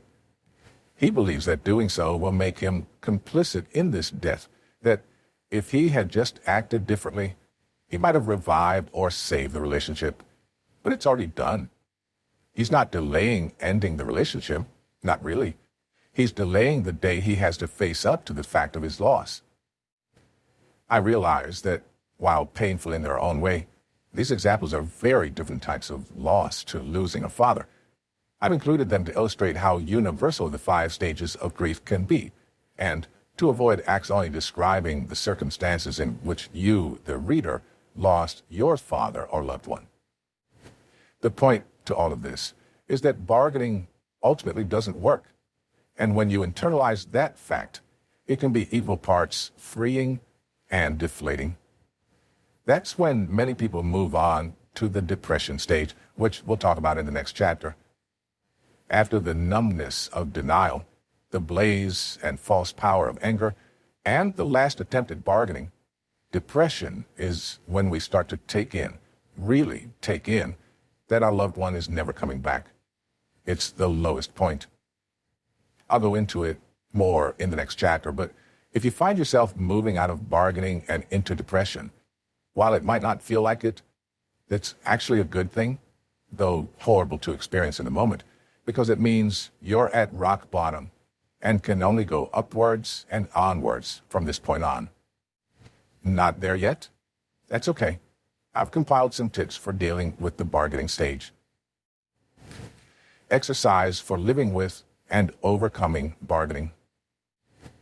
I've created an exercise, a series of 20 questions that will motivate you to take a deep dive into yourself, your understanding of your father, and the relationship the two of you shared. This is sometimes called a fearless moral inventory, and the purpose is to be completely 100% honest with yourself. You could choose to answer them mentally in the privacy of your own mind, or you could work through them in writing, whether as short-form essays, quick notes, bullet points, doodles, or mind maps. The purpose is to put all the swirling thoughts and questions you might have during the bargaining stage in order, as it were, and to confront them once and for all, enabling you to move on from this stage. Work through them slowly, at your own pace. Doing so thoughtfully is not the work of 15 minutes. It might take you days or weeks in small increments at a time.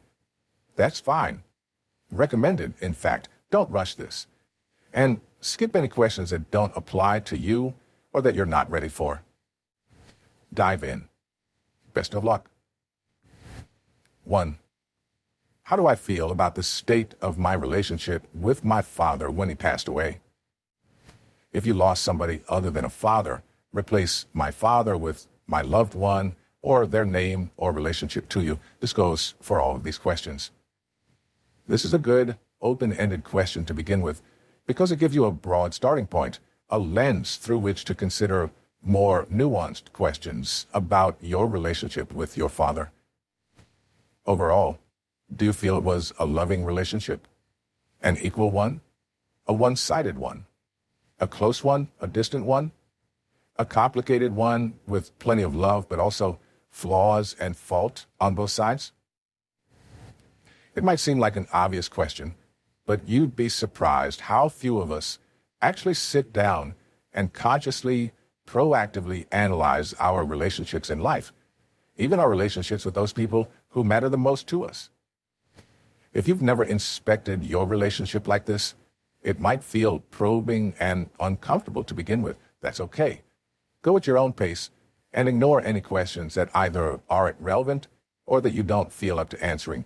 However, I suggest you try to push yourself out of your comfort zone a little. The purpose of this exercise is to address the questions and issues swirling around in your head that, when left unacknowledged, can prolong the bargaining stage. This may be a little painful, but it's something you must and eventually will go through in order to come out at the other end. Right, on to question 2. 2. What are 15 questions I wished I had asked my father while he was alive? Deliberately and consciously thinking of these questions, whether you write them down or keep them in your head, will help quantify the knowledge gap that you feel has been left behind in your father's departure. Have you ever lost a tooth and kept sticking your tongue into the hole in your gums, unable to leave the sudden absence alone? Coming up with everything you wish you had asked your father may be tough, but it will help accustom your brain to this absence. Also, it serves as a good prompt for coming up with questions you can ask his friends and surviving relatives, meaning that when you're ready, you can end up with a fuller picture of your father as a man, given nuance by people who knew him as something other than Dad. I know that I personally had plenty of unanswered questions when my father passed away. Things like, I should have asked him this, or I should have told him that. I sought help from our family and people who knew him to unearth the answers to those questions and solve some of the mysteries. This helped me to eventually move past the bargaining stage. 3. What life lessons do I most value having learned from my father? When you feel ready, this can be a nice question to help you reminisce about your father and the positive influence he had on you and your development. They can be practical lessons like tying your shoe or handling your alcohol, if you drink, or they can be more philosophical lessons like dealing with a breakup or not bowing to peer pressure. For me, it was my father giving me a valuable gift, one that I still use to this very day, the gift of street smarts.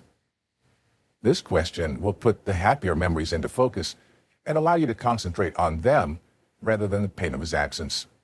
Of course, the former may also highlight the latter because of the contrast, so be prepared for that, especially if you're still in the early stages of your grieving. Even so, if a regret you have is that you feel you didn't have enough time or happy memories with your dad, thinking on this question will give you evidence to the contrary. You did learn plenty from him and had lots of valuable time together. Though I understand it wasn't enough. When it comes to our parents, we never feel we've had enough time, even if they live to be 100 years old. 4. How have these shaped and influenced me as a person? This question is similar to the last one in that it draws your mind away from the negative and the loss to the positive and the gains. Looking at yourself, what do you see of your father in you? Do you recognize him in the way that you parallel park, the way you handle conflict, or the way you speak to your own children? Do you see him in your own foresight and patience, or your own values and moral outlook on life? Can you recognize his influence in your financial planning or your romantic gestures towards your partner, if you have one? Identifying the million ways in which your father shaped you as a person will allow you to remember and feel that, in a way, and I know this sounds cheesy, he's always with you. Those lessons won't be eroded by time or physical entropy. They're with you for as long as you live. 5. What personality traits and skills did I most admire in my father? Was your father courteous, shrewd, a talented handyman, a nurturing parent, a brilliant musician? Was he witty, kind, warm, compassionate, slow to anger? Was he an old-school, straight-to-the-point, ball-busting Italian? If so, we may be related. Did he defend you and his loved ones from physical and mental harm? Did he provide for you and others? Was he good at his job? Identify the traits and skills you most admired about your father. This will help you feel connected to him and see that he lived a good life with few, if any, regrets. 6. Do I believe I've striven to emulate those traits in my own personality and life? This is where the questions may start to get a little more uncomfortable than the previous ones. If you're completely honest with yourself, Do you think you've consciously sought to emulate the things you looked up to in your father? If not, why not? Do you feel that you can't live up to his legacy? Do you feel that you're somehow not as good or as talented a person as he was? Or did it simply not occur to you? If your personalities are widely different, that's perfectly fine. And it's possible to have a very loving relationship with someone from whom you're just wired differently.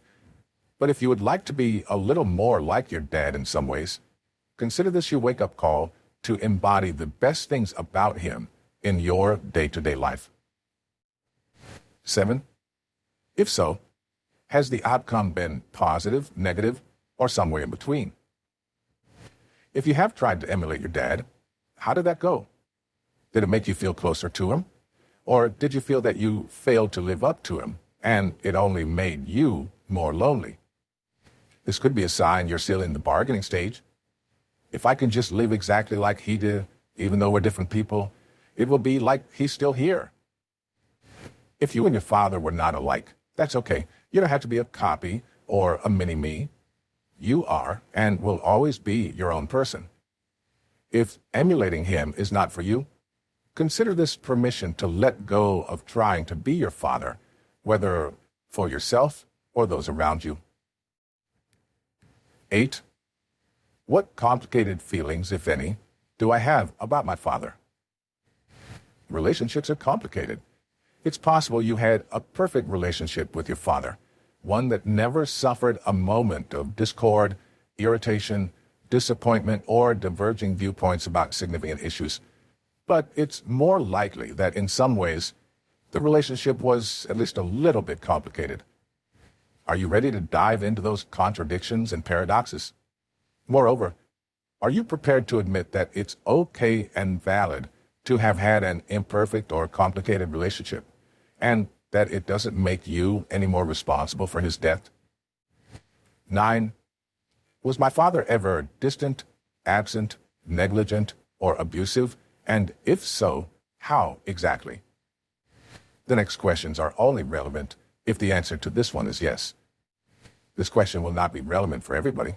Plenty of readers will just say no and move on. But I want to make space for some readers whose relationship with their father went beyond the realm of complicated into the realms of distance, absence, abuse, and neglect. As I've mentioned already in this book, this is its own unique type of grief. You mourn not only the person, but the person you wish they had been, the loving and present person you missed out on. 10.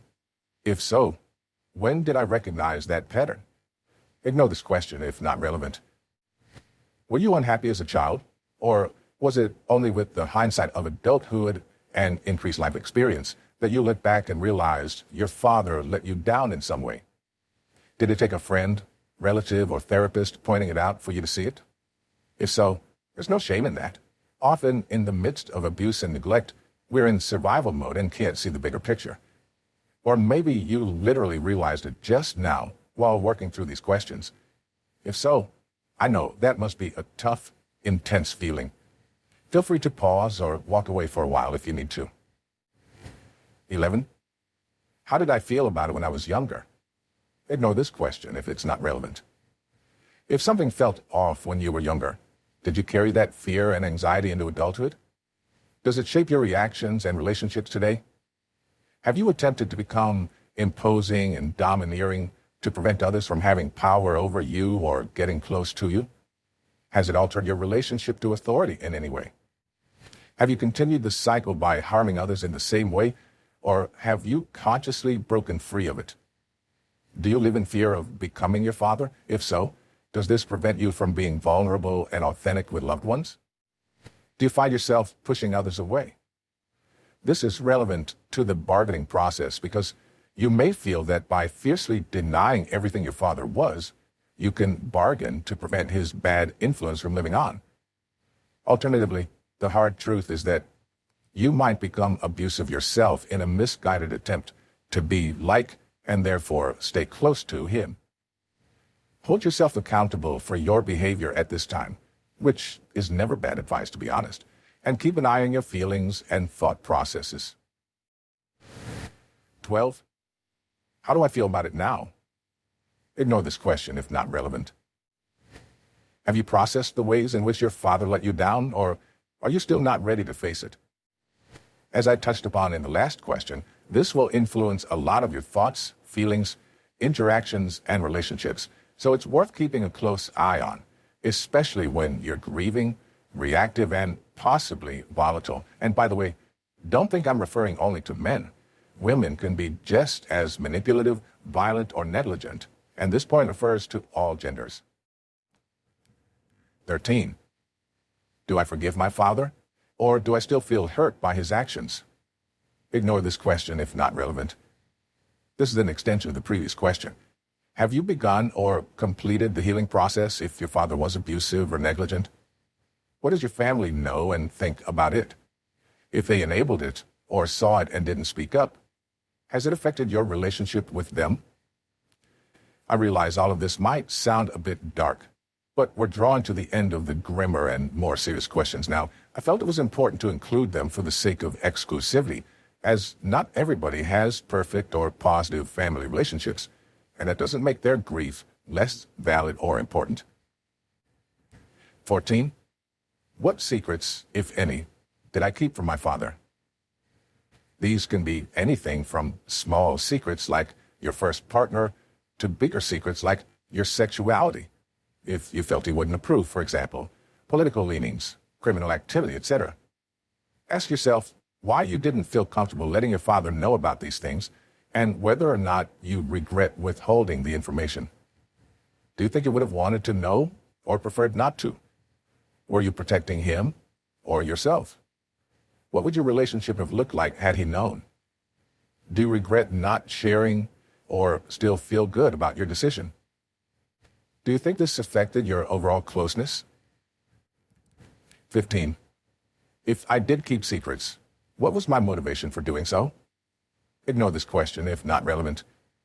This may be a difficult issue to confront, but can you identify why exactly you kept certain aspects of your life separate from your relationship with your father, if indeed you did so? Was it because of insecurities or self-doubt inside you, your father's personality and potential biases, or perhaps a combination of both? Are you naturally an insular person? And if you are, can you identify whether you've always been that way, or if it's something you've developed over time? Was your father open-minded and open-hearted? Or did you have a more complicated relationship that made you feel it was necessary to hold certain things back? I realize all this might be in danger of sounding over psychoanalytical. I'm not trying to be your therapist, and you don't need to answer anything that either doesn't apply to you or that you don't want to answer. And you may be wondering how exactly this relates to grief and loss. As I've mentioned, during the bargaining stage, we can become very philosophical and existential, dwelling on the what-ifs of life and on what might have been. If you kept certain things from your father while he was alive, you might be feeling remorse or guilt at the moment for doing so. You might either be blaming yourself for not being as open with him as you might have been, or, alternatively, blaming him for not facilitating the kind of relationship in which you could enjoy a free and casual exchange of ideas and anecdotes. Confronting these questions will allow you to get them out of your mind once and for all, instead of swirling around in confusion and keeping you stuck in the bargaining stage. We might have been closer if he or I had been more open. They'll be expunged, either through the act of literally writing them down or just by thinking of them. 16. Would I describe my relationship with my father as close, distant, equal, or somewhere in between? Some of the questions have touched on variations of this query already, but now I ask you to examine it in full. If you had to put a label on how close you were with your father before his passing, which word would be the most appropriate? Can you identify specific memories in which you might have felt particularly close to or distant from him? Was there a single instant, or perhaps many instances, in which he made you feel that you could confide in him, go to him with problems, share the banalities, joys, and triumphs of your day? Or are your memories categorized by a sort of hesitance, absence, or a sense of holding back? Did your father work a lot, meaning he was rarely home? Or was he physically present a lot of the time, but emotionally somewhere else entirely? Did he attempt to be close to you but could never quite manage it, either through faults of his own, differences in your personalities, or, and this may be hard to admit, because you pushed him away? Again, I'm not trying to offend or accuse you with these questions. I realize they may not even apply to you personally, but if they do, or if one of them does, it's only by fearlessly looking inwards that you can put these thoughts and queries in order, and in doing so, move out of the bargaining stage. 17. If I had another chance at my relationship with my father, would I do anything differently? This can be a difficult question to answer because it cuts to the bone of any regrets you might have. It could be painful, so take your time with this one and only come to it when or if you're ready. Then, do try to push your emotional limits and comfort at least a little bit, or you can run the risk of never moving forwards, stagnating psychologically in the bargaining stage. Do you wish that you had lived at home longer, or departed the nest for adult life sooner? Do you wish you'd stayed local to your dad, or do you wish you'd found the courage to move away, whether simply to a different town or overseas? Do you wish you had respected your father's boundaries more, or do you wish you'd stood up to him if he was ever unkind or unfair, whether that was consistently or only occasionally? Do you wish that you'd gone down the career path he wanted for you, or do you wish you'd not listened to him and chosen a job and prospects for yourself? None of these options are any better or worse than the other. Regret and hindsight are immensely personal things, and what you may regret or not will differ entirely from somebody else who might currently be in a similar situation. Identifying your own personal sticking points will help you to work through them. 18. What do I think my father's hopes for me are or would be now that he's no longer with us? This question will put a more positive spin on your musings and perhaps provide some focus on where you want to go in life, what your next steps will be, and what you'd like to achieve. Did your father explicitly communicate with you about the kind of life he hoped you'd have and the type of person he wanted you to be? If you agree with his wishes, how do you think you might fulfill them? And if you don't agree with his wishes, could you put a finger on why? Did you previously want to defy him, but have recently changed your mind? If so, keep an eye on this, as it may be a sign of bargaining. If I became a doctor like you wanted, I can keep him close to me. However, your change of mind might be a valid and lasting one.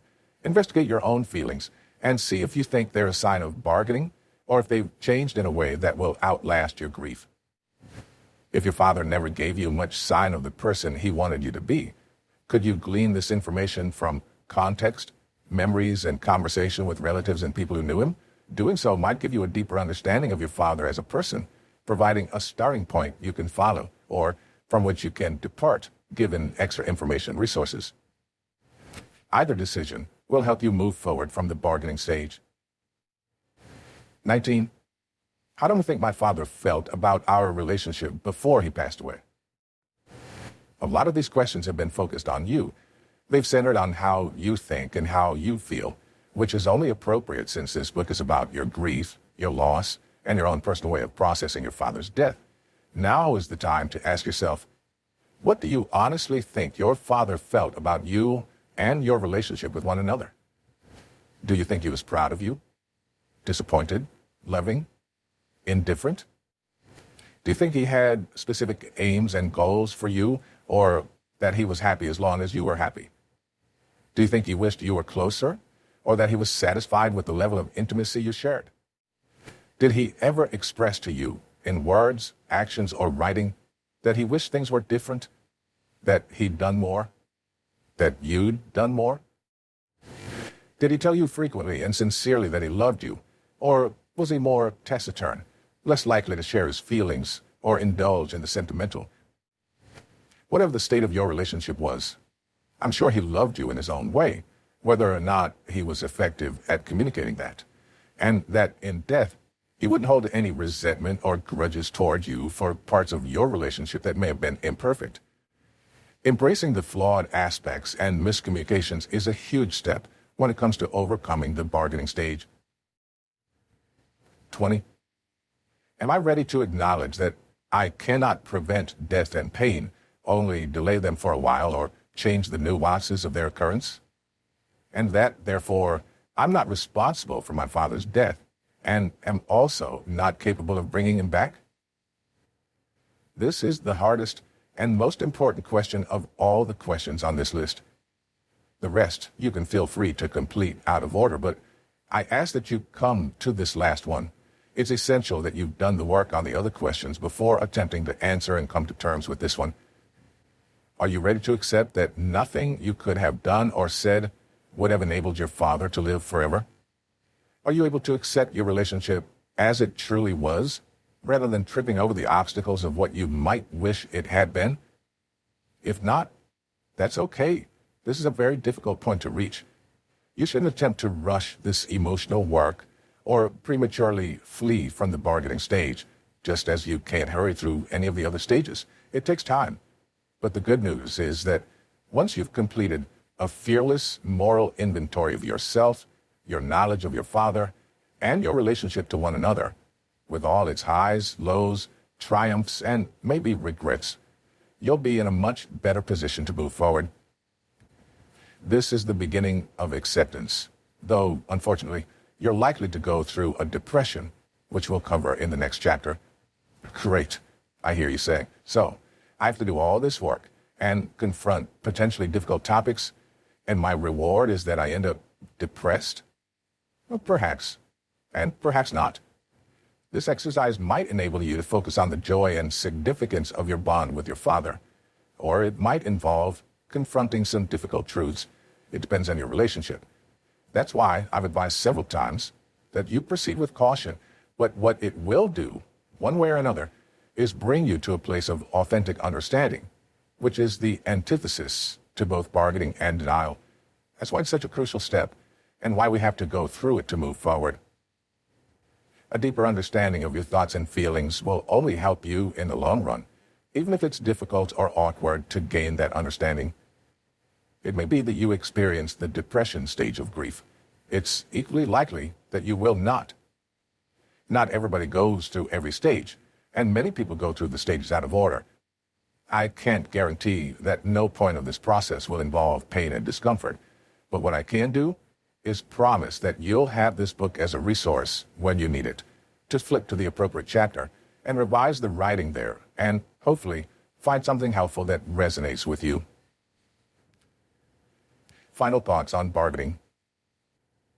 So what have we learned from this chapter, and what would I like you to keep in mind as you move forward through the various stages of grief and through the chapters of this book, if indeed you're reading it chronologically? First of all, bargaining is a sort of sister to or another form of denial. We enter the bargaining stage because we're not yet ready to fully accept the event of our loved one's death. However, it differs from denial.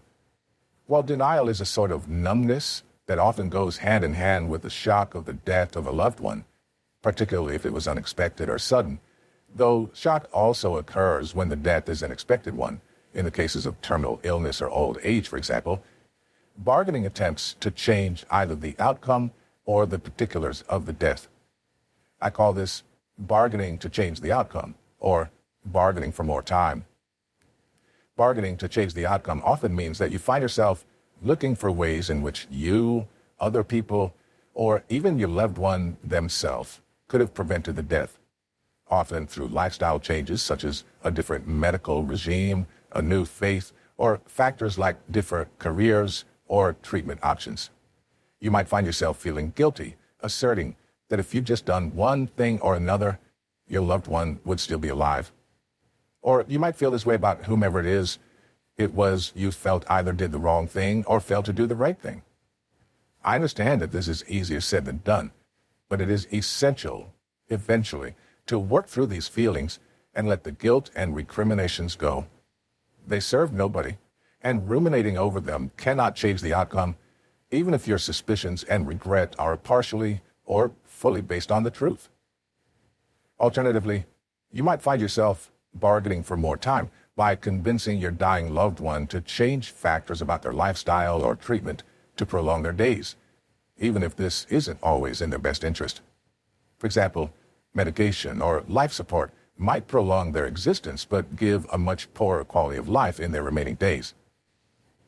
These are immensely personal matters and never easy decisions, and there's no quintessentially or automatically correct or incorrect option. So it's important that you pay very close attention to your motivation. Are you acting in the best interest of the dead or dying person or yourself? It can be hard to recognize when we're holding on for the wrong reasons, so feel free to talk this through with trusted loved ones or a professional. And have some sort of primary care directive in place for you and your loved ones, in case you or they should one day need somebody else to make legal and medical decisions for you. It's good to be prepared, and this will save a lot of heartache and confusion for everybody involved. There are plenty of questions you can work through to figure out if you're in the bargaining stage, and in confronting those questions, you can overcome it. Before entering the bargaining stage, you may feel lit up and burning with the righteousness of anger, and when that runs its course, you'll enter the quieter, more desperate bargaining stage. Afterward, when you've done plenty of looking inwards, this is usually, but not always, when the depression stage sets in. But don't worry, the next chapter will define depression, help you recognize it, explain how and why it happens, and provide you with practical methods and exercises for overcoming it.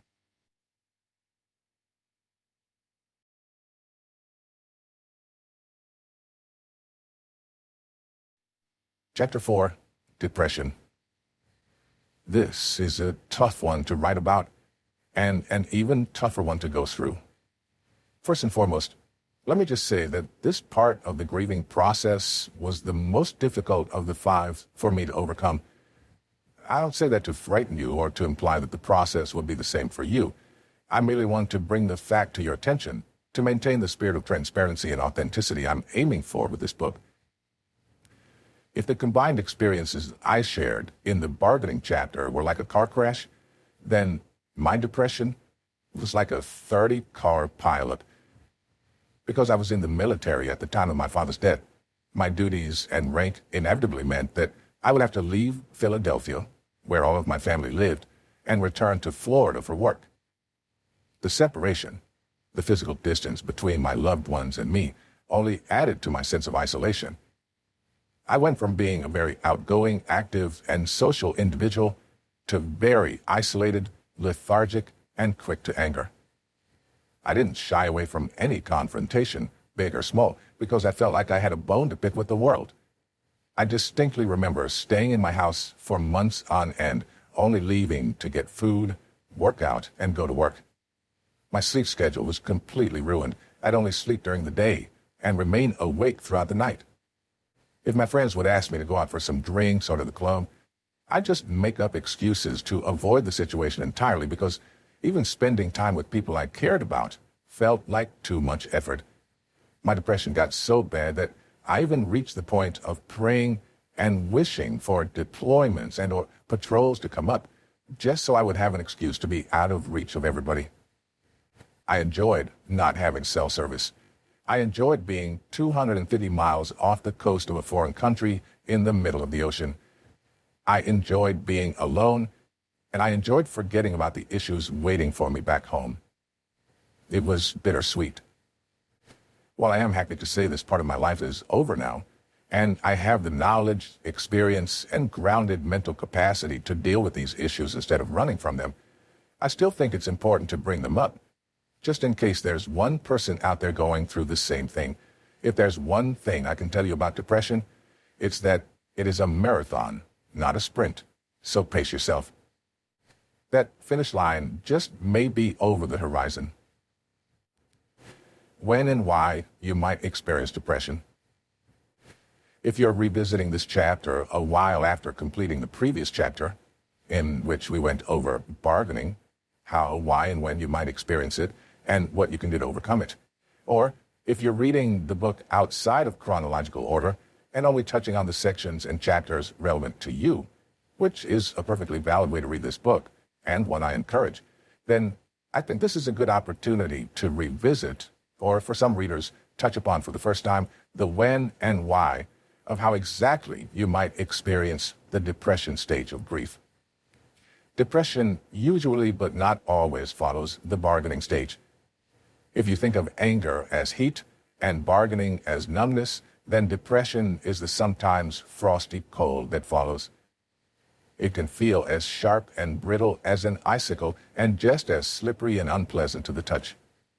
The reason depression usually follows bargaining is that once we leave the bargaining stage, we have begun the road to acceptance. Therefore, we're no longer either in denial, blinded and therefore distracted by anger, or seeking to change the outcome through questions and bargaining. We're beginning to accept, after a lot of prevarication, that our loved one is not coming back. And so it makes sense that at this point, the true sadness begins to penetrate the fog of shock. But anyone with a shred of personal experience when it comes to depression will tell you that depression is so much more than just sadness. Sadness can be a part of it, but it's a complex syndrome with many different symptoms. Therefore, I've decided that it's important for your clarity and for your mental health to list and explain each one in detail.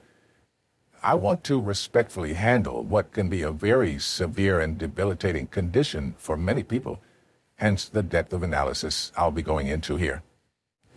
Important note, if you haven't guessed already, I'm not a doctor. I'm just some guy who's experienced grief and depression and done some reading. If you feel like you're suffering from depression, especially if it's a severe enough case that it's affecting your day-to-day quality of life, please seek help beyond this book.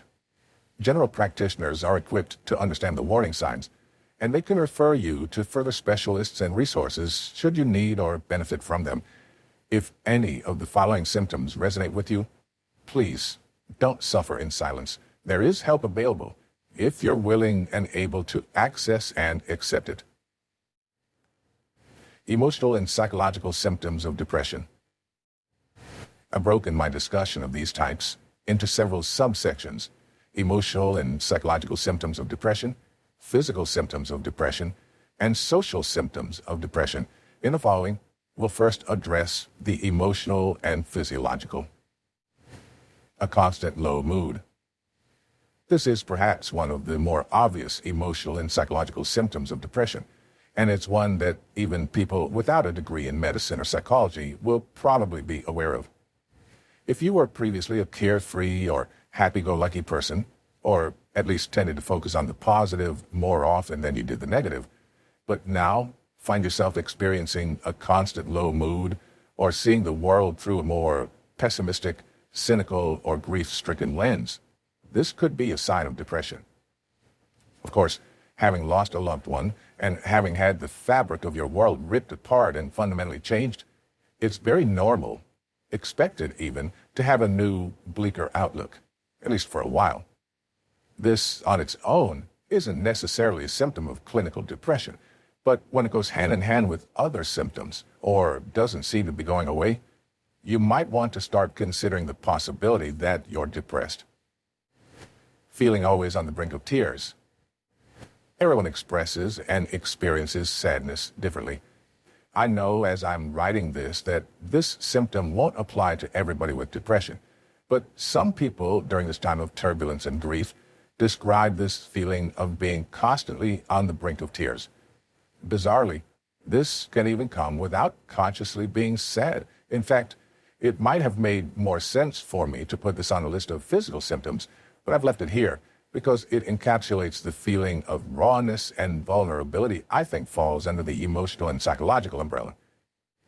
If you're finding your eyes welling up, your lip trembling, or your breath shaking at things like TV ads, emails, or spilled milk, you might be depressed. A sense of hopelessness and helplessness. This symptom is a variation of a constant low mood, but it has its own distinct energy or nuances, so I've included it as a symptom of its own. A new, hopeless or helpless outlook is a very common experience when people lose loved ones. You might find yourself feeling that nothing you do matters, that you can never make a positive or lasting impact in the world, so why bother trying to do so?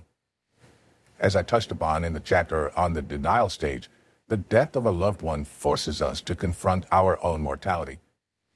Facing up to the reality that you too will one day pass is sobering and can instill in some a sense that since they'll be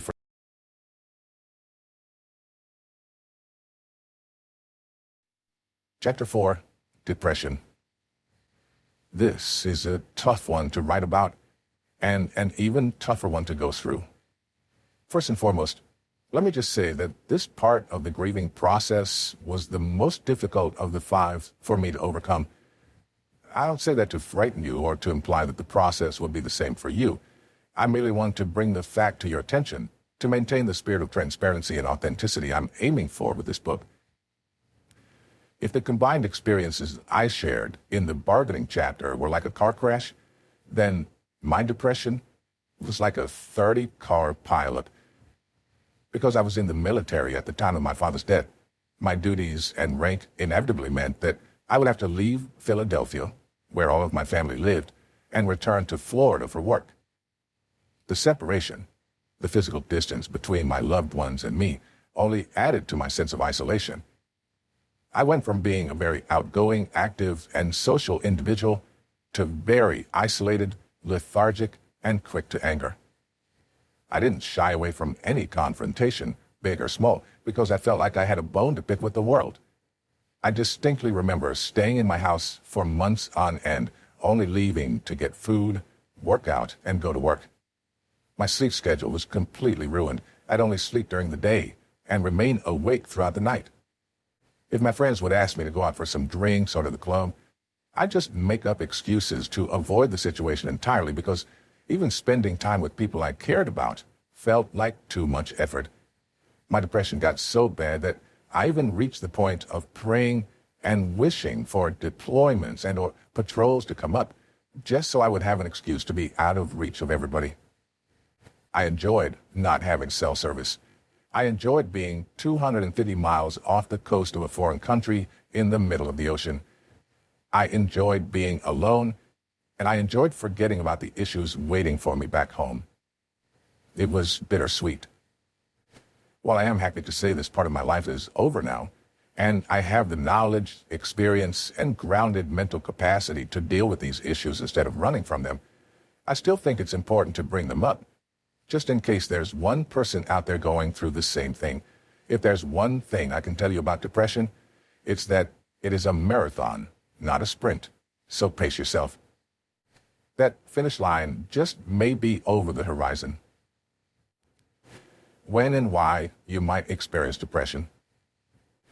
If you're revisiting this chapter a while after completing the previous chapter, in which we went over bargaining, how, why, and when you might experience it, and what you can do to overcome it. Or if you're reading the book outside of chronological order and only touching on the sections and chapters relevant to you, which is a perfectly valid way to read this book, and one I encourage, then I think this is a good opportunity to revisit, or for some readers, touch upon for the first time, the when and why of how exactly you might experience the depression stage of grief. Depression usually, but not always, follows the bargaining stage. If you think of anger as heat and bargaining as numbness, then depression is the sometimes frosty cold that follows. It can feel as sharp and brittle as an icicle and just as slippery and unpleasant to the touch. The reason depression usually follows bargaining is that once we leave the bargaining stage, we have begun the road to acceptance. Therefore, we're no longer either in denial, blinded and therefore distracted by anger, or seeking to change the outcome through questions and bargaining. We're beginning to accept, after a lot of prevarication, that our loved one is not coming back. And so it makes sense that at this point, the true sadness begins to penetrate the fog of shock. But anyone with a shred of personal experience when it comes to depression will tell you that depression is so much more than just sadness.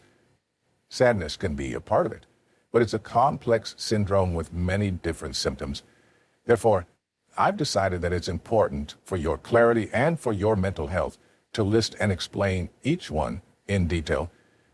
I want to respectfully handle what can be a very severe and debilitating condition for many people, hence the depth of analysis I'll be going into here. Important note, if you haven't guessed already, I'm not a doctor. I'm just some guy who's experienced grief and depression and done some reading. If you feel like you're suffering from depression, especially if it's a severe enough case that it's affecting your day-to-day quality of life, please seek help beyond this book.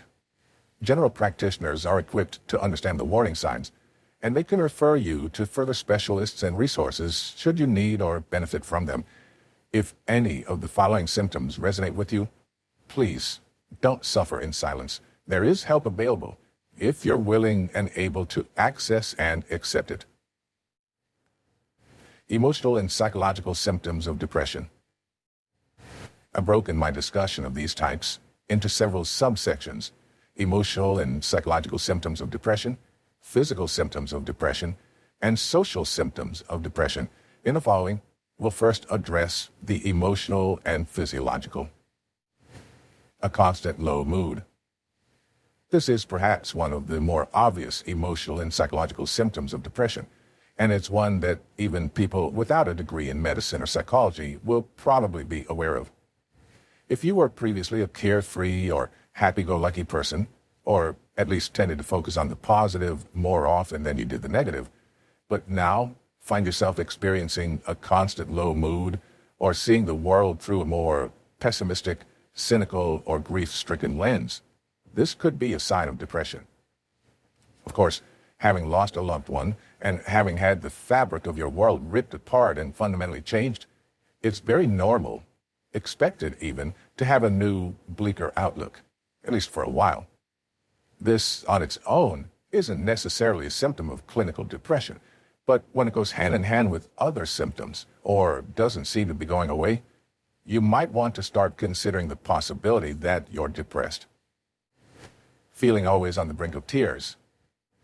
Everyone expresses and experiences sadness differently. I know as I'm writing this that this symptom won't apply to everybody with depression, but some people during this time of turbulence and grief describe this feeling of being constantly on the brink of tears.